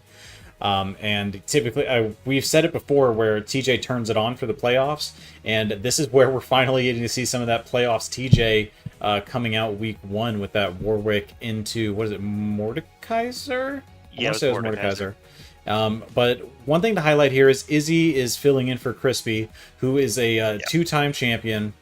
And those are just insanely big shoes to fill. Playing into Cross last week, a complete unknown factor. So watching for a bit more stability and allowing the rest of the team to kind of play together. You don't want to play from behind quite so large of a degree. Switching over to the Bullets, I'm watching for, I think, a different look on draft. I think I feel more comfortable when you can get Jags on a bit more of a playmaker. Not that Morgana Bindings don't do the job, but when you can have him on a Thresh or a engaged champion, he gets a lot more opportunity to break the map open for his team. Not a lot of time available for him last week as the rest of the team was struggling. Not to say that there aren't bright spots. Bomb Man on the Warwick clearly has knowledge of the champ. I've seen Bomb Man play Warwick, sorry. And we had, was it every match last week had Warwick? I guess it was. I'm Think so. Yes, yeah. TJ played it for Zon. Bomb Man played it for Bullets, and then Whittle played it for us. So yeah. For the Bullets, I'm really looking to see Frostide return to some of his MVP form that we saw. This is, of course, a role swap from jungle to topside. But the Singed pick, while I understand it has room to play, with the amount of priority that was available from the jungle and the rest of the map, there was just no room for Singed to be able to get down to any shenanigans. And so I'm looking for a different take on draft for the Bullets. Jimsy was also able to get off to a hot start with that counter pick Darius into Singed. That definitely played a huge factor in him being able to exert pressure. So I think we'll see Bullets alter their draft a bit to cater more towards that top side, because they definitely didn't see Jimsy's Darius coming that time. And this week he's up against TJ, who is our perennial weak side king. So we'll see if Nico tries to take advantage of that in any way. I have TJ in the lobby now, getting ready to going with the teams, as I believe Kulka and I are prepared to perform the cast. I got a ready check from the Bullets. Looking for Zon Plague, who, of course, makes sense. They're taking a little bit more. Leroy giving us a go-ahead from Zon Plague, so we will be getting into our draft momentarily. Kulka, what bands do we expect to come out? That's an excellent question. I think they'll want... It's a classic. So, for Bullets, I think they want to get rid of Briar. Yep, there it is, because that is definitely Griff's strongest pick. Make him uncomfortable in these early weeks. For Zon, I would expect to see maybe some neutralizing top lane picks come out. Maybe Malphite or Cho'Gath. Or maybe some powerful mid lane picks that Spike has, like Akali or Syndra. But Bell also known for that smolder. So right as I was about to get to it, the Plague abandoned away. Yep, comfort pick and a reliable scaler. They just saw it pop off with what is at least 12 kills in the last game. For Inferno, Malphite taken away for TJ. So Briar, Inferno, we're seeing target picks, target bans come out, as is the LCC classic, until we have some of that LCC meta develop, which we do typically see kind of develop separately from the pro meta. As our champion pools are just a little bit different, and those power picks make themselves known in different ways. Mordekaiser as well showing up, so perhaps taking some notes from the last game, and now Tristana taken away. Yeah. I have a bone to pick with Tristana after that last game. A little upset about that. Understandable. But you won't have to bear that burden watching it on screen this game. It has been taken away in the bans. Leona hovered as a takeaway from Jags. Don't know if this will be locked in. Okay, Leona. So I think this is due to the strong... this is due to, I believe, the pro meta. Leona, a very strong roaming support tank. And a Mumu, an immediately lock in for Bondman. Okay. Once again, Jags pool better than I do. Does he play a Mumu support? No. I mean... Okay. He could. He won't. Mm-hmm. Okay. All right, so then pretty sure that's just an Amumu blind pick for Bomb Man. Ooh, a Thresh hover taken away. That's also interesting. They did leave it up, and Jag's definitely known for his Thresh. Even I know that. So that's a takeaway. McDonald's will be piloting that. Yep. Let's see if they respond to jungle here. Okay, Volibear. This could be the jungle response, but this is also a flex pick to top lane potentially. TJ has played Volibear, but it's a rare happenstance. I would really expect this to go over to Griff. Yep, it's definitely another takeaway pick, though. Frosttide definitely able to play it. Switch over to Nocturne. Picking Nocturne R2 is bold. So I'm very curious to see how the rest of this draft plans out. Nocturne is perennially a bad pick within the LCC, even when he has a win rate that is high outside of our league. And I think that's largely down to the difficulties that present themselves with playing Nocturne in a competitive environment. It's a lot like when you're playing Warwick in a competitive environment, and it's all about those level 6 spikes and trying to make sure that you are using that ultimate, getting value out of it, putting on a cooldown as fast as possible. And I'm gonna watch for Griff. You better get that level 6 as fast as possible if you're gonna bring the Nocturne out on stage. And the Jinx Seraphine hovered over here as the answer for the bullets. Yeah, I do think we'll see both junglers just perma-clear until level 6, because that's basically what they both want to do. So I understand Nocturne kind of, just mirroring that play style, but wanting that better dive potential. And he'll have a Kaisa to follow up, potentially, if it's locked in, and it is. So Nocturne got his little dive buddy. I would want a little bit more than just They've also got the Lantern to be able to pull him back out. So I think both teams appear to maybe have received the core that they were hoping for. The Amumu Jinx Seraphine is a strong teamfight core, and the Thresh Nocturne Kaisa is a strong dive core. Lock going to be hovered and then banned. And what else are we looking to ban out? Mid and top for both these teams still open, so I think these bans are going to be focusing on that. TJ's Warwick not going to return to the stage for week 2. Yeah, definitely a clash of two different teamfight styles so far. So basically, if one team gets their preferred teamfight scenario, then they will almost certainly win that scenario they opt into.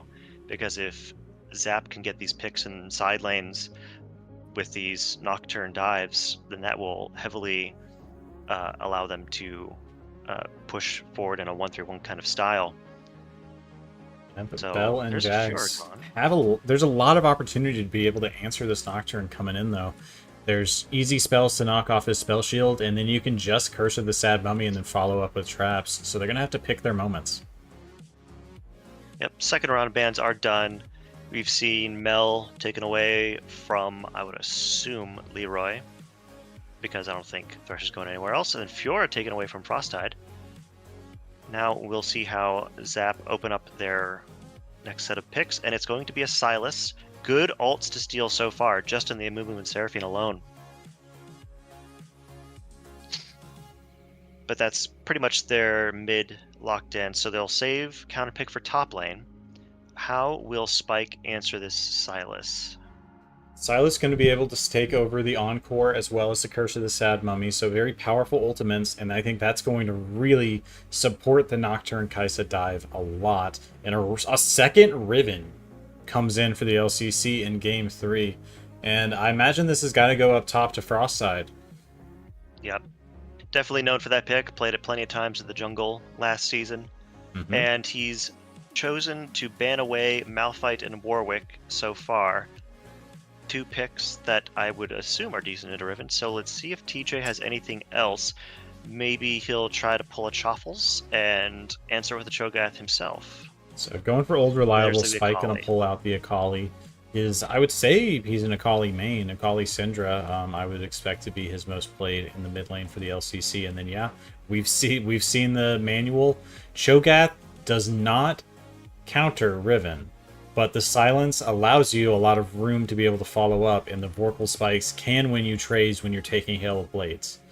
But we can see Frostide manage to, if the lane is pulled away, Cho'Gath in the rundown scenario loses pretty hard into Riven, especially if those dodges come out against the Rupture.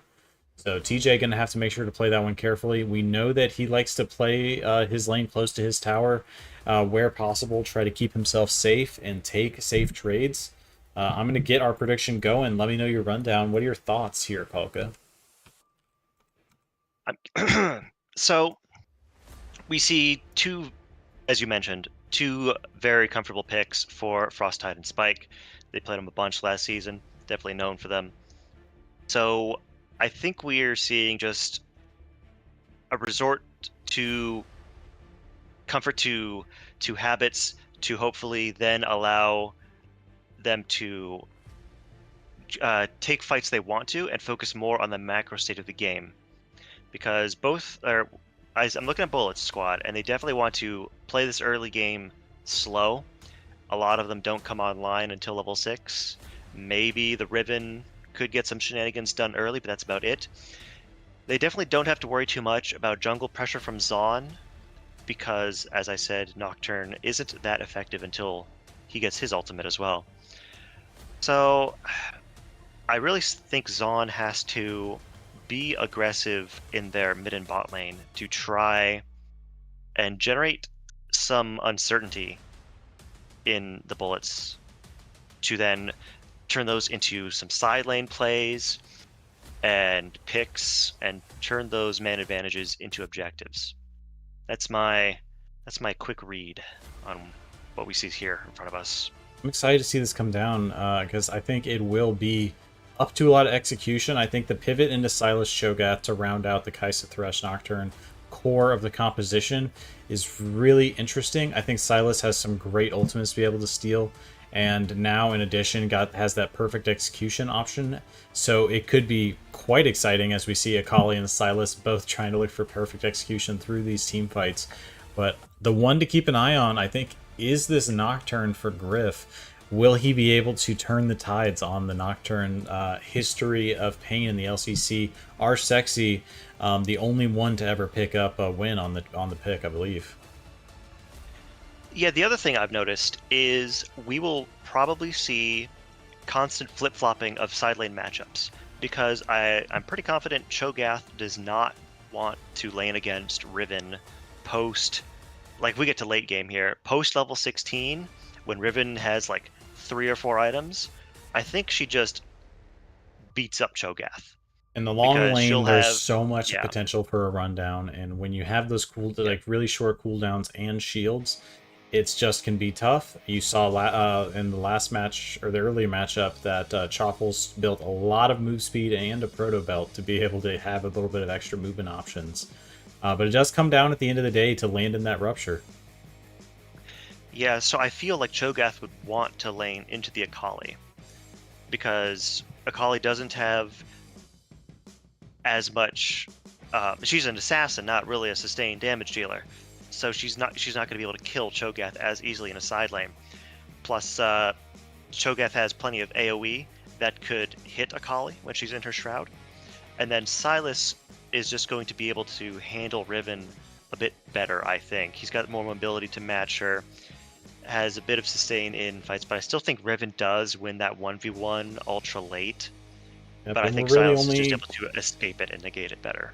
Yeah, and with the Modern League, we can't look for an early lane swap to be able to get out of these roles. They're going to have to look until after they finish those role quests, or they're just going to hamstring themselves.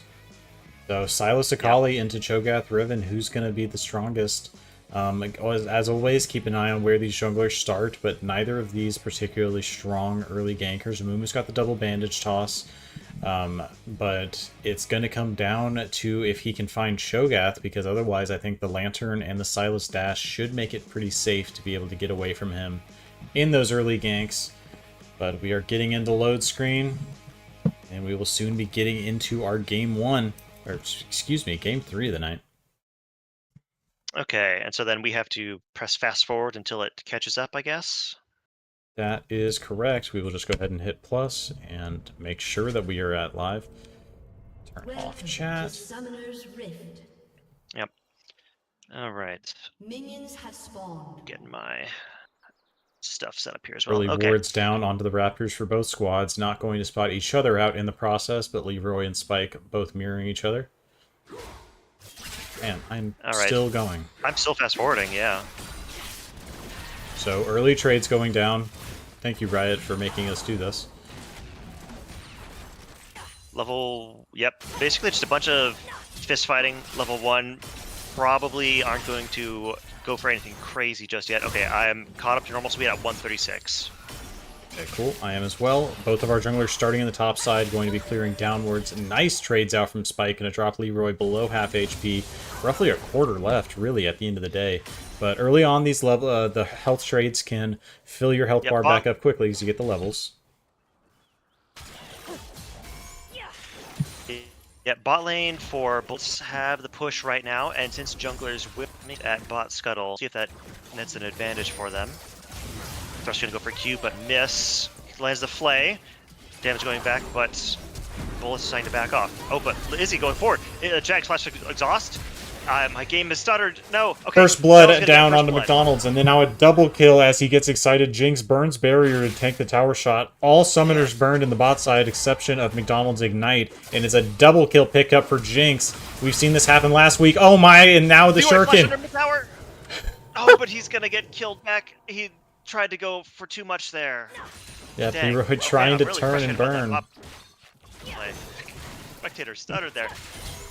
Meanwhile, Riven and Cho'Gath also fighting top lane, but they'll be at equal health pools at the end of it.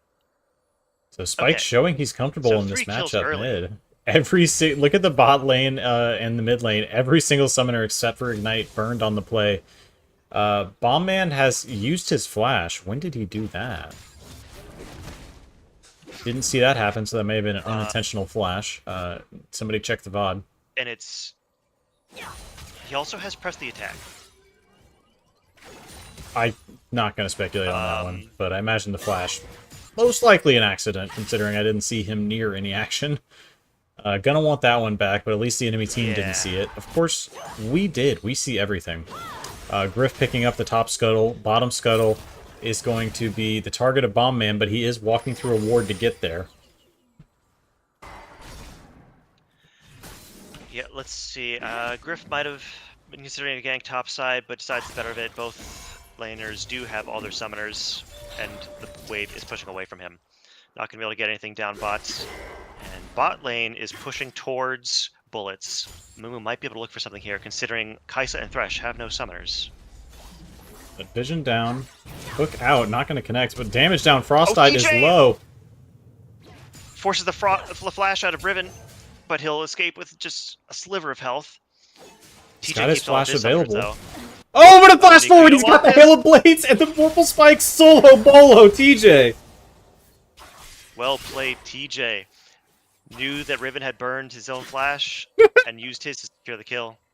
Huge! Alright. And the top side. So and TJ finds an answer, puts this plague on the board. He does indeed, and this is the second time we've seen Cho'Gath take those early trades, and I think just off the back of the huge creep wave, Riven was not able to easily take fights, and perhaps rushes it a bit, but now TJ setting himself up well on the top side. We've had action in all three lanes, 3 and 1 on the board, and BLT out to an early lead. Traps connects. Big damage on Izzy. Thresh doesn't have it. Bullet's gonna look at chase. They won't be getting any much more. They'll just get the health trade advantage and then freeze the wave on their side. Yeah, Plague here in a bit of a rough spot down bot lane. They need Nocturne to hit level 6 as soon as he can to start influencing this, because it's not looking good. We already see a 43 to 28 CS lead for Bell over Izzy. They are pushed up, but Griff isn't in a position to punish. Hook gonna miss. Yeah, they'll just have to farm safely. I like the look, but not gonna quite connect. Let's see. Jungler's still level 5. I believe the Nocturne is ahead on pace over the Amumu. He is about 2/3 the way through, whereas Amumu is 1/3 of the way towards level 6. Ultimate's starting to get populated on the board. All eyes turn to Griff with the paranoia. How will the Nocturne enter the fray? I think he hits level 6 off this Scuttle Crab, assuming he's full cleared everything. So if he hits 6 and then immediately ganks top against the flashless Riven, that could be beneficial. Riven burns on top. My camera pans back to the mid lane where there's a fight going on. Akali has the Silas very low. They're going to steal the ults, but Akali finishes off Silas. Easy. Barely lost any health in that fight. Yep, and Griff just ticking 6, so a little too late to be able to back up his mid laner. Walking up to the top side. Mumu's here to answer, though. Short to follow. Ults into the Riven. Doesn't quite... Oh, yes, he does break the tether range, so he's not going to get feared, but he's walking the wrong way. Gets hit by the knockup. Amumu's going to queue in. Does not have 6 for this. The Feast goes down on the Riven. Secures the kill for TJ. Now Amumu's alone, but he has to flash out. I think he's going to escape because Zon doesn't have the power to follow. Yep, flashes out. Rupture was already being channeled, so Bomb Man able to make his escape. One for... just a 1 kill pickup. Forward side is on Plague, but gonna feel good. Like I mentioned, it's important that when you drop those Nocturne ultimates, they land. And so, gotta really pick your moments. And Bombman not able to quite make it up there in time, picking up ticking over to 6 for himself on that blue buff. It's 4-2 on the board, 1,000 gold lead over to the Bullets. Yep. Griff was ahead of the pace over Amumu on that level 6 timer. Got the scuttle first, hit level 6, and that won them the fight. It's crucial. Leroy just walking directly in. Gets flash out of Seraphine as the answer. Uses the stolen Akali out, gets the flash out of the Jinx, but he's going to get charmed to a tower and use the R2 of Akali to escape. So 2 flashes burned for that mid roam. That's pretty valuable. Yep, he picks up the perfect execution with his ultimate steal, walks down bot, just brute forces double flash burn, so that's going to be a nice pickup and could set them up well for a Paranoia once that comes back off cooldown in the next minute. Yep, Paranoia already 3/4 of the way done. Both objectives are on the map, Grubs and Dragon. We'll see if either team chooses to play for them. Bombman has his Curse of the Sad Mummy, and much like Paranoia, it's a long cooldown that has a big impact. Of course, this one AoE, but it is acceptable in the early game to go for some just some gank pickups with that Curse of the Sad Mummy. Dragon is on the board, and I think both teams are moving over towards it. Yeah, we see both junglers hovering down towards this side. Oh, Trey's going up top, though. Feast onto Riven. Secures another kill for himself. TJ is just slamming on this Cho'Gath. Yeah, Frostide pops ultimate and then runs into melee range with Ignite and just takes a Vorpal Spikes and dies to the Feast. So I think trying to dig his way out of this, but not easily able to hand stiff an auto attack and a point and click ability. Dragon is down to half HP. Zon don't exactly have vision of the Dragon's health right now, but they're approaching. Nocturne does have ult, but that Dragon's getting low and it's going to be secured by the Amumu. Amumu ult stolen by Sylas. Do they want to chase? They could. Paranoia is on deck. Misses the E2. Hook at the land. Stolen. Amumu ult lands onto 2. Flaying back the Seraphine. Flashless Seraphine does that die. Flashes Jinx. Fear might succeed. It's going to land. Kai'Sa got ult to follow. Maybe secure that kill. Akali's in a Shroud. Trying to trade back. Is going to get stunned by the E2 from Sylas. Tries to R2 the Kai'Sa, but misses. Hook's going to land. And Akali will fall. So, just not quite enough room to get over that wall there. So Zon gives up the Dragon, but they got 3 kills with that 4. No, the Amumu made it out. So 3 kills in return. Yeah, they punished the flashless bot lane of Bullets. Good idea to chase in that scenario with the stolen Amumu ult. Yep, you pick up that Curse of the Sad Mummy, you've got your Paranoia, and I think that's a recipe for disaster on whoever you can manage to grab, even if you don't choose to extend the play further. That should make for a quick pickup. Jag's just trying to catch this experience here as it dies to the mid lane tower. And that's 2 successful Paranoias now. 1-0-2 on the Nocturne for Griff. Can he maintain this momentum as we start to exit the lane phase just a little bit? Of course, all these towers are still relatively healthy. 3 plates still left on the mid lane tower as the lowest one. Yeah, we'll see if either team decides to focus Grubs at this point in the game. The Amumu ult is back off cooldown. Nocturne ult, not quite yet. So could go for a play up there for Bullets. But the Cho'Gath is big. He's 3-0, and he's gone for a more AP-oriented build with the Haunting Guise pickup to start. DJ looking so comfortable topside week 1 and week 2 now. 3-0 on the Cho'Gath. I want to say almost entirely like solo bolo. I know we had Griff show up in the topside, but TJ has just been a menace for Frostside on the Riven pick. He has indeed, but the Paranoia has come up again for the Nocturne. He's opted for the Profane Hydra to match with his Halo Blades build, so he's looking to one-shot whoever he goes onto. And a couple of good targets, because the Nocturne E, I'm pretty confident if he manages to land it on the Akali before she can pop Shroud, she stays visible. I could be wrong. I think Nocturne E grants True Sight, but I'm second guessing myself now that I bring it up. But either way, still I will good invite you to click on jinxed. him, and it should tell you. Oh, done. Let's see. Okay. I'll do that. I can't because it covers half the screen. The tooltip is enormous. Looking for a gank mid. Bombman connects onto Leroy, but not going to take the engage. They don't know where the Nocturne is, and they know Paranoia is back up. So Griff, just by staying out of vision, is providing pressure for his team. He's cleared his jungle. He's waiting for opportunities mid and bot. Engage topside. Frostide trying to clear the wave while TJ camps in the bush. They keep getting so low for each other. Feast is on cooldown. Flash out of TJ. Yep, he's going to flash that R2 from the Riven and just going to let the wave crash. So Riven almost had that play, but instead it's going to be a trade of summoners, and both will live. And also, it does not grant true sight, Nocturne, that is.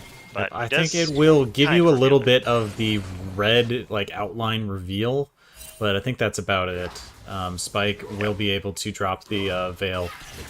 And to defend himself, Holly looking to go Shuriken in onto the Silas in 1v2. Has the ult on top of the Silas and it has the Ignite. Look for an R2, but Silas will flash away. Misses the E2, back in. Akali in the Shroud. Can't be gone back onto. Nocturne was in the area, but had no vision of the Akali. Instead, they'll just scare her off and turn this into grubbies. So Leroy going to be forced out of there. Half HP, decides to stay. Bandage shots connecting. Oh, Movement Q lands. Oh, but he's got a bandage. Nocturne's got a spell shield. Something, but it's not going to matter because he's very low. Akali should finish this off. Silas is also very low. Doesn't have flash. Fails the dash over the wall. He'll die to the Moon ult. It's 2-for-0 in favor of bullets. They should get these grubbies. Yeah, Paranoia going out, trading for Spike's perfect execution and ignite, but then the re-engage, since Spike was able to stay so healthy, is devastating. The Encore going over the wall, extended by hitting his own allies, and then onto 2. San Plague aren't able to find anything after their initial reaction to the play, and then moving over to the objective. Bell getting the worst end of the trade against Izzy, even though finding that early double kill. I think Kaisa with the passive changes and that spark on hit able to take the better of these sort trades. Yep, so we're approaching the mid-game here. Role quests should start to be completed. Let's see if we get some change in lane assignments. Dragon has just spawned. That is also an option to play for as well. Yep, we can do a 14-minute check-in on our gold. 1,000 gold lead, roughly, for the bullets. 1 dragon over to them, no towers to speak of, and all 3 grubs going over to the side of the bullets. Spike in the mid lane on the Sakali. You've seen the pressure on firsthand. 1,200 gold lead to him, 600 gold lead to TJ in the top side, roughly 400 over to Griff on the Nocturne. And then it dead nuts even in the bot lane for Bell and Izzy. So we see bullets starting to convene towards the spot dragon. The Plague have already gotten a reset and are head back over there. Trades going in the top side. The Riven will get down to half HP. Dodging So out Cho'Gath those can have the ruptures, pressure. but just Vorpal spiking his way to victory, that base damage is fat. And it's hard to it's tough to dodge an auto attack, and you may not realize it. But Cho'Gath's attack range does get longer as he gets more stacks. Allman is doing this dragon silently this whole time. Yep, he's got it down to half.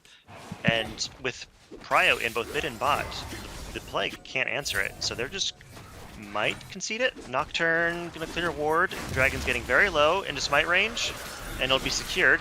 Akali gonna ult onto the Nocturne, slows him down. Q gonna land onto the Amumu, but he's gonna help secure the kill onto Silas. Ult's gonna miss onto the Thresh. He doesn't have flash. He will go down here as well. Another kill goes over to Akali. 5-1 on the Akali, and this is going to be a tough game for squishy characters. Griff on the Nocturne has completed his first his Umbral Glaive. We've got it's not Umbral Glaive. What do they call that one? Propane Hydra. Propane Hydra. Izzy on the Kaisa as well, going to have a hard time. Leroy with the Merc Treads is going to probably have the easiest time out of these squishier champions. And then Cho'Gath on the top side, Wrecker into Swifties. So wanting to keep fighting into Frostide, keep pushing this 1v1 advantage that TJ's built for himself until he can build some more resistances. Picking up a Chain Vest for that purpose as well. Yep, also a 2-level lead in the mid lane right now. Akali is just shredding. The Plague have to find an answer to her fast, otherwise she's just going to kill whoever she goes up against in a 1v1. Yep, and the double buffs -1. aren't helping. Yep. Herald also on the map, but Prio in mid lane for the bullets. Could be looking towards that now. Mumu is resetting. They would like that to help break this turret line, because currently they don't have any. No turrets have gone down so far in this game. Turrets are hugely important against Nocturne as well. When you've got that turret, it gives you such a safe place to be able to sit and farm from. And when it starts to go down, then Nocturne can run you down in these long lanes. That Paranoia becomes such a powerful weapon. Ping's down to go in on the bot side. No, just on the way from Jax. He's moving back to reinforce.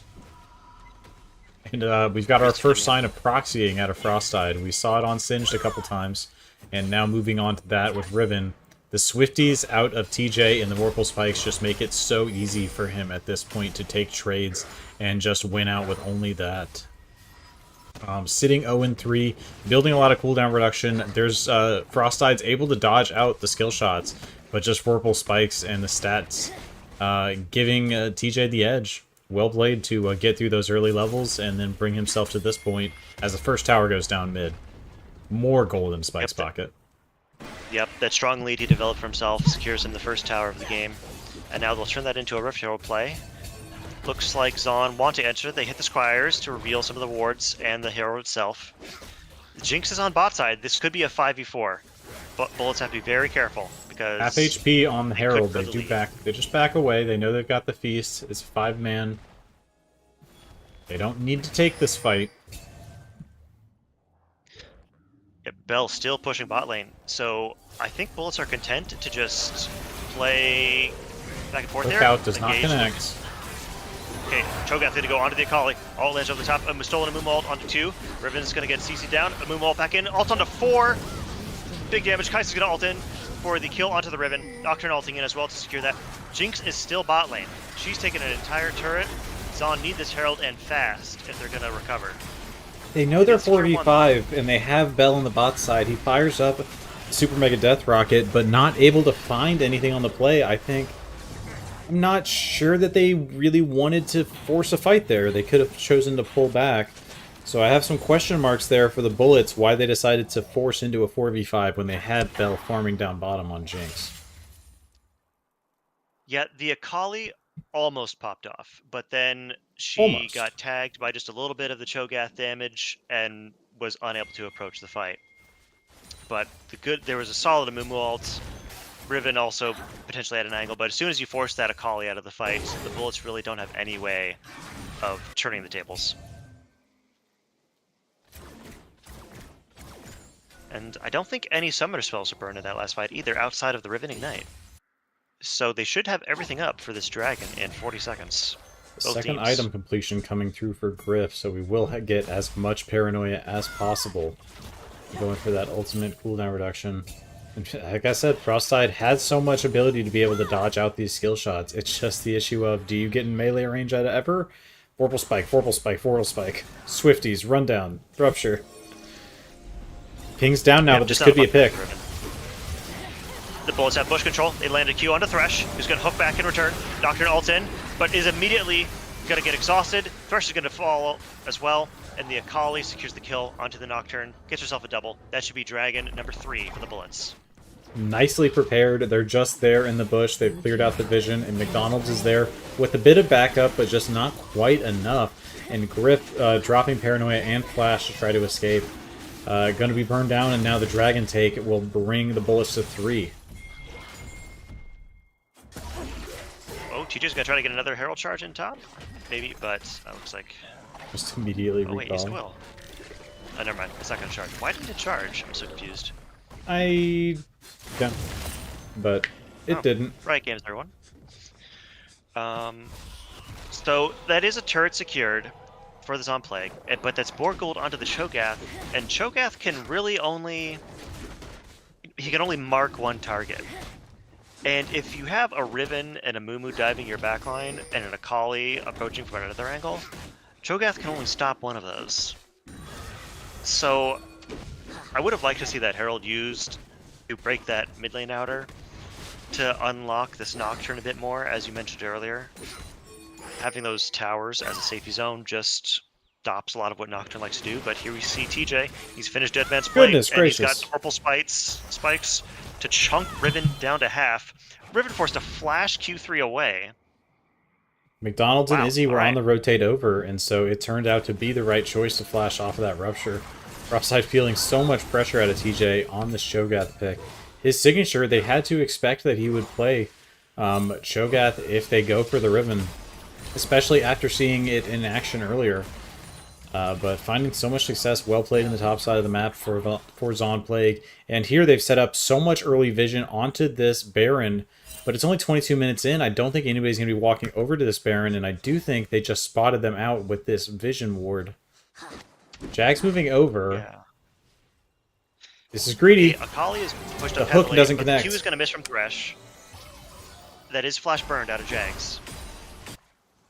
Akali being chased down by the Cho'Gath. He is very fast for a monster that big. Q is not going to land, but Akali takes the E back in. Ignite down onto the Cho'Gath. Ults one. Griff's got to turn around. He's got Paranoia, but he abandons his top laner, and he gets burned down by Spike in for the engage. Okay. The Akali is just so far ahead. He instantly pops the Nocturne in return. 2 versus 1. He likes those odds. Yep, you're going to have to bring more, or at least bring at the same time. It turns into 2 1v1s back-to-back, and Spike walks away victorious. He's getting that reset in, going to walk out to back up his team at this Baron as they started up 4v3. Yeah, that's the jungler and Cho'Gath dead for Plague, so they don't have any way of stealing this outside of a miracle Q over the wall from Silas, but he's channeling a recall. He's not going to go for it. They're going to try to get pushed into mid, but Akali has reset and is back. Doesn't have ult, but has flash, and no good blade, but gets Q'd. Takes a big chunk of damage. All man on the side. Kaisa. Lands slow. Mimikyu is going to land. Fresh force to flash out. Dodges the slow. TP in from the Cho'Gath right into the middle of 4. Right onto a trap. Silences the Jinx, but it's not going to do anything. Flash Q onto the Seraphine. Seraphine ult stolen by Silas. He's going to hit 2. He hits the Akali. The Seraphine is going to go down. Akali gets hit by the Thresh Q. Huge shutdown. Goes over to Silence. Okay. Plague are back in this. 1,090 gold going over to Leroy there with that Akali pickup. 9-2, so only giving up 2 deaths this game, but it's a huge shutdown to give over.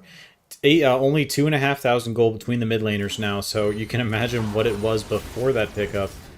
And yeah, 12-9 on the scoreboard, only 2,000 gold between the teams, but there are 3 dragons, so that Dragon Soul in a minute 22 going to be hanging over their head, and Spike will be back up for that one. Make sure to spend your gold so you can bring it to bear, Leroy. Important to note, Akali did keep her flash, whereas Cho'Gath burned his. So for this Dragon Soul fight, Akali has that extra bit of elusivity, whereas Cho'Gath is going to have a harder time gap closing on an important carry. Very true. As you mentioned, there is a lot of move speed through there. And let's check in on these item tiers as everybody get resets in preparation for this dragon. 1 minute, 50 seconds on the clock, 500 gold advantage. Oh no! Mumu just ulted blue. Oh no, Bomb Man. The nerves. Unfortunate that we were witnessing that. But first a wasted flash early on in the game, and now the Curse of the Sad Mummy leading up to this this dragon fight. Can you check the cooldown for us? Yeah, 1 second. That is 112. 72 seconds. Mumu. Oh, Okay, dude, yeah, you've that's got to gonna be go down into your for another settings and 40. change your times to minute seconds. Oh, okay, That's sorry. crazy talk. So a Mumu ult has just under a minute left, whereas the dragon is spawning in 10 seconds. So there are 50 seconds where the bullets do not have one of their huge AoE teamfight threats. They still have Seraphine ult, but Seraphine and Jinx are missing their flashes. Cho'Gath gonna hit that dead man proc, but not gonna follow up the chase. Both sides posturing on opposite ends of the river. So Cho'Gath and Thresh are the only ones missing summoner spells for Plague. Dragon resetting. The dragon is gonna reset. Yep. No vision Both into the teams respective just- bushes, so it's a complete standoff. Yep. The bullets have the scuttle, so they'll see a little bit farther. The Plague do have a ward in the pit, so they're just gonna get mid push. Those minions are gonna crash into mid tower. Silas has the stolen Mumu ult. Looking on him to get as big of an engage as he can, with Cho'Gath able to follow up. Dragon started, getting a little down. Connected on with Cho'Gath is Rupture. gonna land onto No follow Jinx. up. Riven look for a flank. They'll know where she is because of the Squires. Okay, Plague have near the pit. Mumu ult gonna land on 2. Seraphine ult over the top. Gets 2. Riven ult are gonna flank. Huge Cho'Gath weapon to 3. He's gonna get 2. Stolen Moonwall gets the other two in the back lane. Akali's getting a CC down. No, but she flashes out to escape. Look here. Thresh Hook lands onto the Riven. That's an... Still secure this dragon on top of it. No, I think your voice was lagging in Only Discord lose 2 during in the some of that. process. But it does end up being a full ace Oh, to the shoot. side of Zon Plague. Nothing you could have done about it, but goodness gracious. Frostide, the last man standing, but he can just be ignored until the last man standing and then instantly cleaned up by the power members of Zon Plague. There's 11 and 3 for Spike after that last death. He needs a Zonius to come through as they've managed to start being able to deal with him. And Bell really just needs to be able to get to his third item, be able to start pushing over into the damage. Izzy, on the other hand, rushing over into his Zonias, same as Leroy. Do you think that'll be finished, or are we going to sit on this locket for a little bit for Izzy? Curious about that one. The arm guard? I think... Yeah, Let's see. I think it's pretty good to finish because Kaisa still scales really well with AP. He's got the static shiv to help with that AP style build to apply his passive to multiple targets. And if you're going for that passive spread build, then you want more magic damage to make that passive do more damage. So I think never mind. He's built a Heartbound Axe. So I was right. For... He's built this just for the active to be able to drop that in a team fight. And then afterwards, just going to hold it, I think, until... No, there's the needlessly large rod. So I guess just trying to buy as much items as possible. Not committing. So they're looking for the Zonias into, like, the arm guard into Zonias. Yeah. Yes. Uses the stopwatch in one fight, recalls, spends the gold for the completed Zonias, and immediately has it again for the next fight. Correct. So I think that's what we're definitely a looking for. min-maxing kind of play. Looks like we'll see the Gunblade proc onto the Cho'Gath from the Akali in bot lane. Looking for another fight, but Cho'Gath is a bit more tanky than last time. Dr. Null gonna come in for the follow-up. No Shroud. Big damage. And yep, that lack of Shroud from Akali, since you used it earlier, means she's not gonna be able to escape the Nocturne and will go down. Okay, Sylas Riven 1v1 in the top lane. They'll exchange excuse me, exchange ultimates. Riven looking worse so far, but her cooldowns are coming back up. Okay, R2 from Sylas lands. He's got the lead. E2 misses. Riven gonna play in the back of the bushes. Gonna kill on the Q3, but the auto is gonna go off for Sylas, and that empowered auto from his passive is gonna do enough damage to finish off the kill. The Riven gameplay is fiery, and it's dodging a lot of abilities, but at the end of the day, you can't dodge auto attacks, and the Vorpal Spikes and then the Sylas passive just doing all the work that they need to do to bring down Frostide as he sits at 0-6 on the current scoreboard, and now we're on to Baron for the Zon Plague. Bomb Man on the bot side addressing TJ, so they know they're safe to do this. Yep, they're going to try to look for a trade in the opposite of the map. Sylas very low, he's going to have to back up. Nocturne is in the pit now. He's going to be able to smite secure that. I doubt a Jinx ult is going to be able to secure it or steal it. I don't it's see not her coming out in casting time, it, so no. so. Baron secured all 5 members of Zon Plague. And let's do a little check-in on the gold. We've got still 2,000 gold advantage over to the TJ for the Plague, and now 3,000 gold lead over to Griff. And Spike has really stalled out from 11-1 to now 9-1 to 11-4. So brought like down in these kills a little bit. But here's what we mentioned in drafts, during Champ Select. The side lane matchups.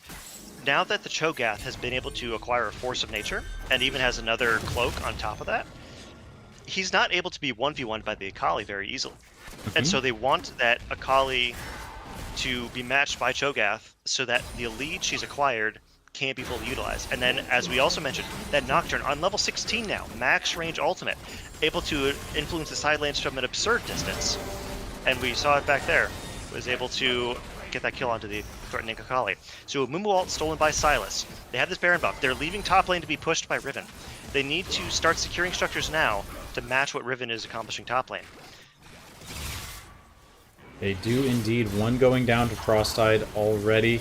Hook just not long enough. Let's check in on Riven on the top side. We're going to get a second tower for the bullets on the back of this play. Shot of Duck lands onto the Amumu. He's going to try to flash away, but ult traded. Nocturne ult going to land, and they'll secure that kill onto the Amumu. They secured one. They still don't have this mid tower down, but they get the bot tower. Riven still pushing in the opposite side lane. Has not channeled the recall, but Sylas is going to answer now. Now the mid inner goes down. On play pressuring across with all 5 members towards this Baron. TJ cannot be engaged on by Spike. Those purple spikes with the Halo Blades make it so easy for him to take a trade, and he has the Carnivore to be able to heal up. Riven has recalled. Silas does not have TP to answer anything. If Bullets want to try to fight this, to kind of stuff out the last Baron buff, or to fight this dragon, they'd have to go now, but no, Silas is on the way back down. TJ's overextended, though. He's going to get slowed by the Gunblade. Encore's going to land over the top, Charmin back, exhaust onto him as well. He's going to try to pull spikes, but Seraphim's going to flash away. He doesn't have the damage or the chase. He's going to go down. Ooh, Seraphim got the shutdown, but that is a dragon secured by Plague. They'll deny the soul once again. Jags picking up a little bit of gold for himself. He said, I burned exhaust, I burned flash. I'm going to take this gold. And yeah, the dragon soul is stalled out for another 5 minutes. Picked up in exchange for TJ's life. Let's take an inventory on like where the map is. We've got a 3,000 gold lead over to the side of the Plague. We've got 5 turrets to 4. The Kevins make it easy to push when they can get down to it, and this Baron should be dropping off shortly. How do we proceed with this game? It's just going to be another handshaking of wave trades, I believe, until the next Baron.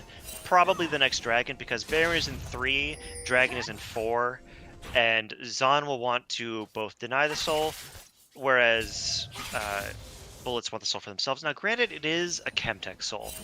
Now, the commonly accepted discourse about Chemtech soul is that it is perceived as the lesser of them all.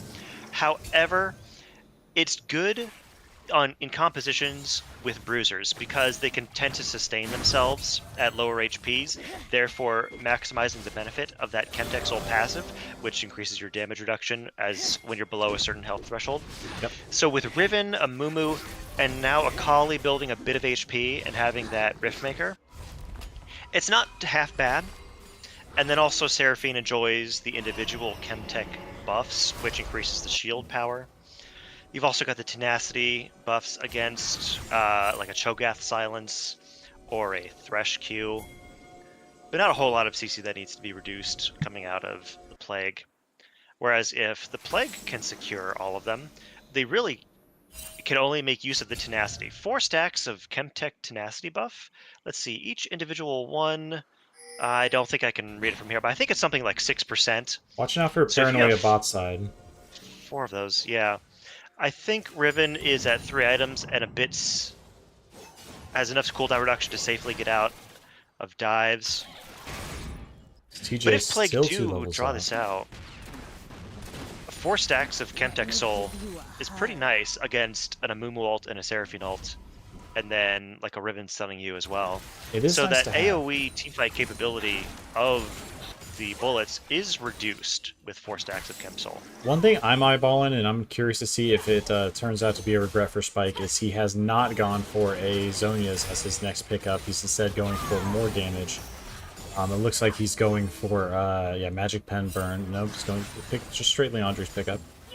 So trying to be able to lane it to DJ. Into the Cho'Gath some more. Yeah, but argue you might want some magic resist reduction. But here we are. Also fair. Yep, he's only got 1 item slot left. We'll see if he chooses MR or Azanya's. The game might get to that point, who knows? Bomb Man waiting patiently on the side, trying to decide if it's going to be mid or bot for the attention. Okay, sorry, Dragon in a minute 45. Baron's up in 25. I doubt teams will posture for Baron right on spawn, just because Soul is still on the map as a potentiality. 2 here and nobody to back up TJ, but they don't have any vision into their jungle. They don't know where Nocturne is, and so they have to respect the paranoia and they back off.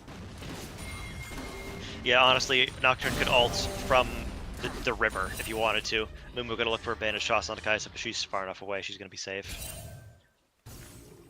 This game sits on a knife's edge at the moment. We're 36 minutes into the game. People are starting to finish their item builds, and these towers are like paper to these AD carries as we posture for Baron. Yeah, there's going to be vision control around Baron happening. Mid pressure. Q's going to land onto the Silas, takes him over the wall, but he's going to get out safely. Thresh not able to get there in time to punish. Scuttle will be secured by bullets, so they have persistent top river vision and won't have to worry about the Zon trying to sneak a Baron. And the Dragon in 40. It seems to be what both teams are playing more around. They want that vision around Baron just to make sure no sneaks happen, but they're still worried about that soul. Yep, TJ's still positioned. He is 1v1ing into Spike, who does not have teleport. And Spike has been playing it patiently towards his tower, not wanting to potentially give up a paranoia gank into Griff. Oh, Izzy takes a ton of damage. Yep. She's going to have to reset before this dragon fight. She is way too low to assist with that right now. Mumukyu going to keep looking, but doesn't land any of them. Sa's going to be able to escape that one. Kali's going to hit that Scryer's reveal where a bunch of the Plague are. Thresh going to look for a cure of the wall, maybe? No, but he's going to be a little bit too isolated to go for that. Cho'Gath is going for a reset.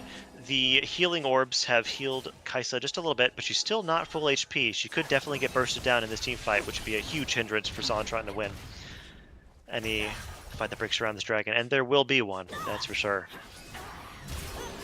The Kaisa poke isn't too strong. She's gone for more of the on-hit build. She does have that Zanya's building in the back pocket, but she hasn't gotten full AP. Watching Nocturne on the side for that paranoia. Frostside's trying to create pressure on the side, just stress out the enemy team. But TJ's able to absorb most of this poke. You're going to be going for a plant, but it could be bait. Neither team interested in this dragon until this fight is resolved, and we have quite the standoff. Yeah, Cho'Gath is definitely posturing very aggressively. Does land the Rupture onto the Moon, but that's not who you really want. He's down to half HP. Gets rooted by the Seraphine. Seraphine gets hooked by Thresher. Kali's going to go in on the backline. Mumu also going to stun too. Nocturne diving on top of the Jinx. Sally's going to Zanya's. Everyone's Zanya's. Akali's going to execute the Nocturne for one. Cho'Gath gets the kill onto the AD carry. Nico's knocked out of the back of the fight. Kaisa is still alive for the Plague, but Silas is low, and the Jungler's alive for the bullets. They should secure this soul. Yeah, both teams know that they can't take this dragon. They don't want to try to flip this dragon. Soul for either one of them. They commit fully to the fight. Griff looks for the paranoia, but not able to find a pickup. Bell dies, but of course we know that most of the gold is down onto Spike with this Akali, and they're able to clean up the play. Yeah, with Nocturne building full lethality, that ultimate is a one-way trip against an Akali that strong. Ends up getting that kill secured onto the Jinx. Bless you. Ends up securing that kill onto the Jinx, but the Akali is the main threat in these fights. Just, yes, equal items with both bullet carries, but the Akali is the one that can just murder your entire team. And I do think it is a factor of just the bullets team composition is easier to execute in those situations. Zon Plague are looking for an opening to try to set up for Nocturne to find a pick, to be able to snowball their fight, but they can't find any opening. TJ is getting peppered down. He's losing HP. He's quite tanky, so he's able to take that damage. But then there's just no way to be able to soften them up and make sure that Griff is able to find impact with the paranoia. And it's just a Seraphine Encore over the top, and bullets stand strong and just fire wildly into the enemy until they fall.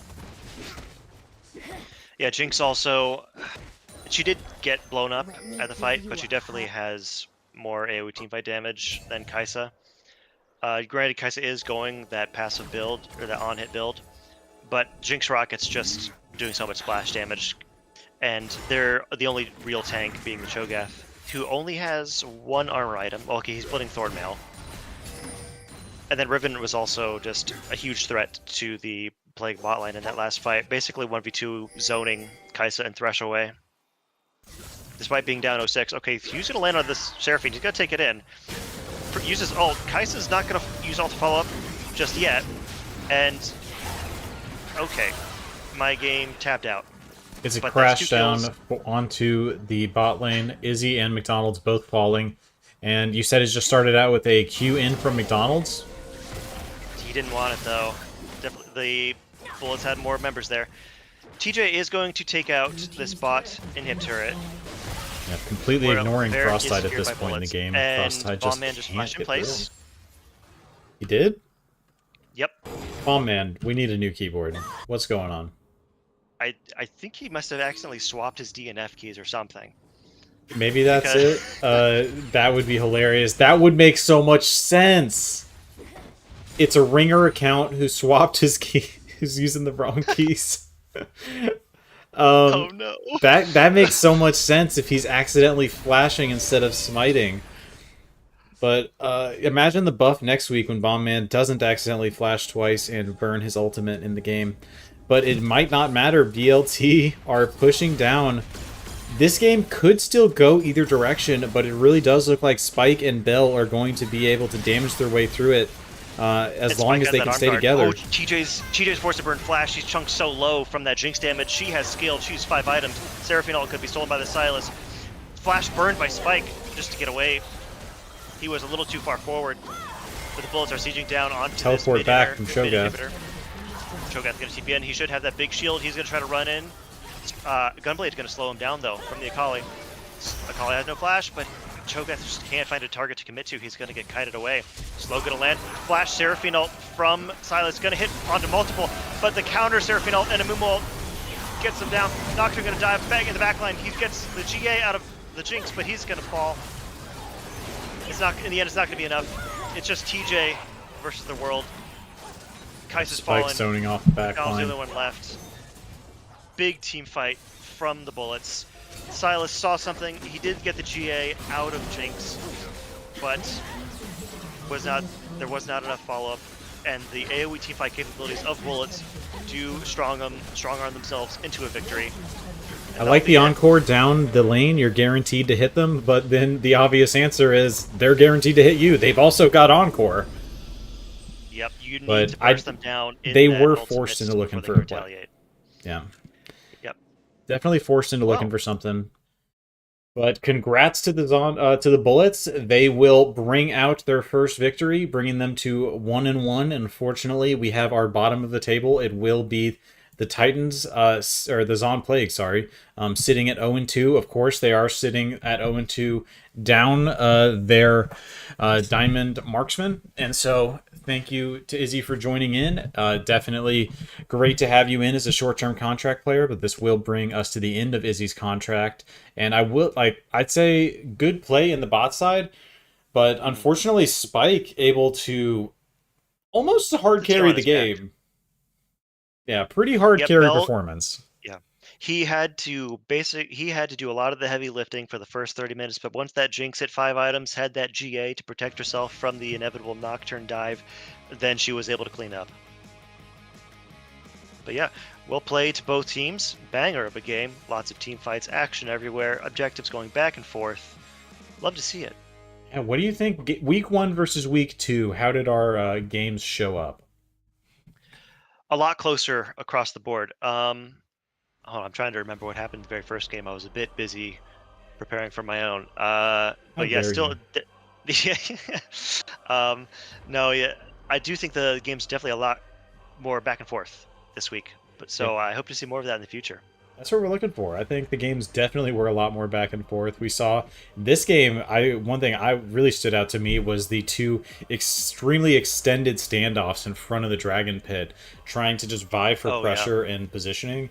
Yeah. And you can see that Frostite is a typical Riven player and plays like a maniac and tries to go for any flank possible to try to get worm into their head, try to find something, even 0-6. On the Riven, flashing the mastery at the end of the team fight. The Riven was definitely a big difference maker in those team fights, just forcing the backline of Zon to be so critically careful and have to play so scared, because Riven on multiple items is still a significant threat. Yep, and able to set you up to be picked out by Spike. Yeah, huge props to Frostite for, despite falling down very far against TJ's signature Cho'Gath, still able to apply significant pressure in those team fights. Yeah, but with that, I think, do you have anything else you want to dig into? That brings us to the end of the night for the LCC. We will be back here next week with some more action. Let's see what the schedule holds. Yeah, who's first? Who's first next week? Yep, we are here tonight. So we have Zon Plague versus the Vandal City Bucks. So Zon Plague will get a chance to recapture glory and pick up their first win at our 7 p.m. time slot. Then we'll get into Targon Titans. Yep, the return of Crispy. So we'll open up with Crispy's return. Targon Titans versus Shurima Scorch for our 8 p.m. time slot. And then we'll get into the Freljord Frost versus the Bilgewater Bullets. Again, closing us off, the Bilgewater Bullets trying to dig themselves out of the bottom of the table. And if you want to give everybody your thoughts, I'm going to go update the standings page and we can take a look at that. Yeah, so match that sticks out to me is the Plague versus Buckaroos, because Plague down 0-2, but they were missing Crispy, so we'll see if they can bounce back big. They've got a tough task ahead of them. Bucks are looking very strong right now. Hope is just looking stellar. Solid jungler in Most in his rookie split. Gemsy. All right, you get your Riven, buddy. Come on now. I was talking with some other people when during that first game. That's okay. I do remember this. I like to see Gemsy pop off that game. Well, he got his Riven. Has he gotten his Riven in the LCC before? I know he didn't get it at all last season. I don't know if you remember or can recall. I've had it once before. Can't Okay. recall. Okay. I don't have my stats, people. All right. Well, I believe in the Gemsy redemption arc. But yeah. And then down in bot lane, Inferno and Shadow Kitten will have a tough task ahead of them, trying to fight against Crispy and McDonald's. Now, McDonald's, I think the Urgot pick was, that game one, we'll just one off. That was a bit, we'll write that one off to your first game jitters. But I think his Thresh was landing some crucial hooks in them, so I have high hopes for him. It's good to have hopes, Crispy and but McDonald's. we do need to see results. Bring it on for us. I'm excited for next week. It's going to be a great time, as always, with the LCC. Here are our current standings. Targon Titans and Bandle City Bucks. And correct me if I've typed anything. I've just updated these. So feel free to correct me if I've typed any of them in wrong. Targon Titans and Bandle City Bucks sitting at the top of the table, both 2-0. Freljord Frost and Bilgewater Bullets recovering this week and bringing them sitting at 1-1 for both of them. And then Zon Plague and Shurima Scorch at the bottom of the table. Yep. I believe. So we won't have both the O2s are facing the 2-0s.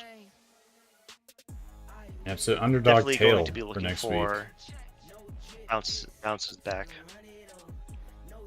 Yep. And then my personal game versus the Bullets. I think that should be also a good match. We'll see who takes our place alongside you on the broadcast. I think we're still in talks about that, but with both of us in the game, I'll be here. Yep, you'll be here as always. Thank you very much for that. Doing a I'll good be job here. as usual. We'll catch all the LCC action again next week. I think we're good here, Kalka. Let's say goodbye to the people and wrap it up. Yeah. Yep. Thank you all for tuning in. That was week 2, and that's week 2 in the books. Looking forward to banger week 3 ahead of us. Thank you. That's right. All right. See you, everybody.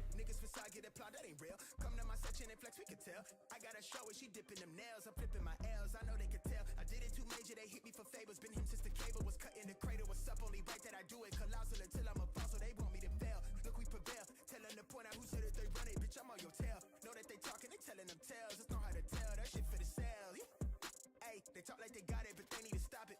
I'm leading with logic, my heartbeat is frosted.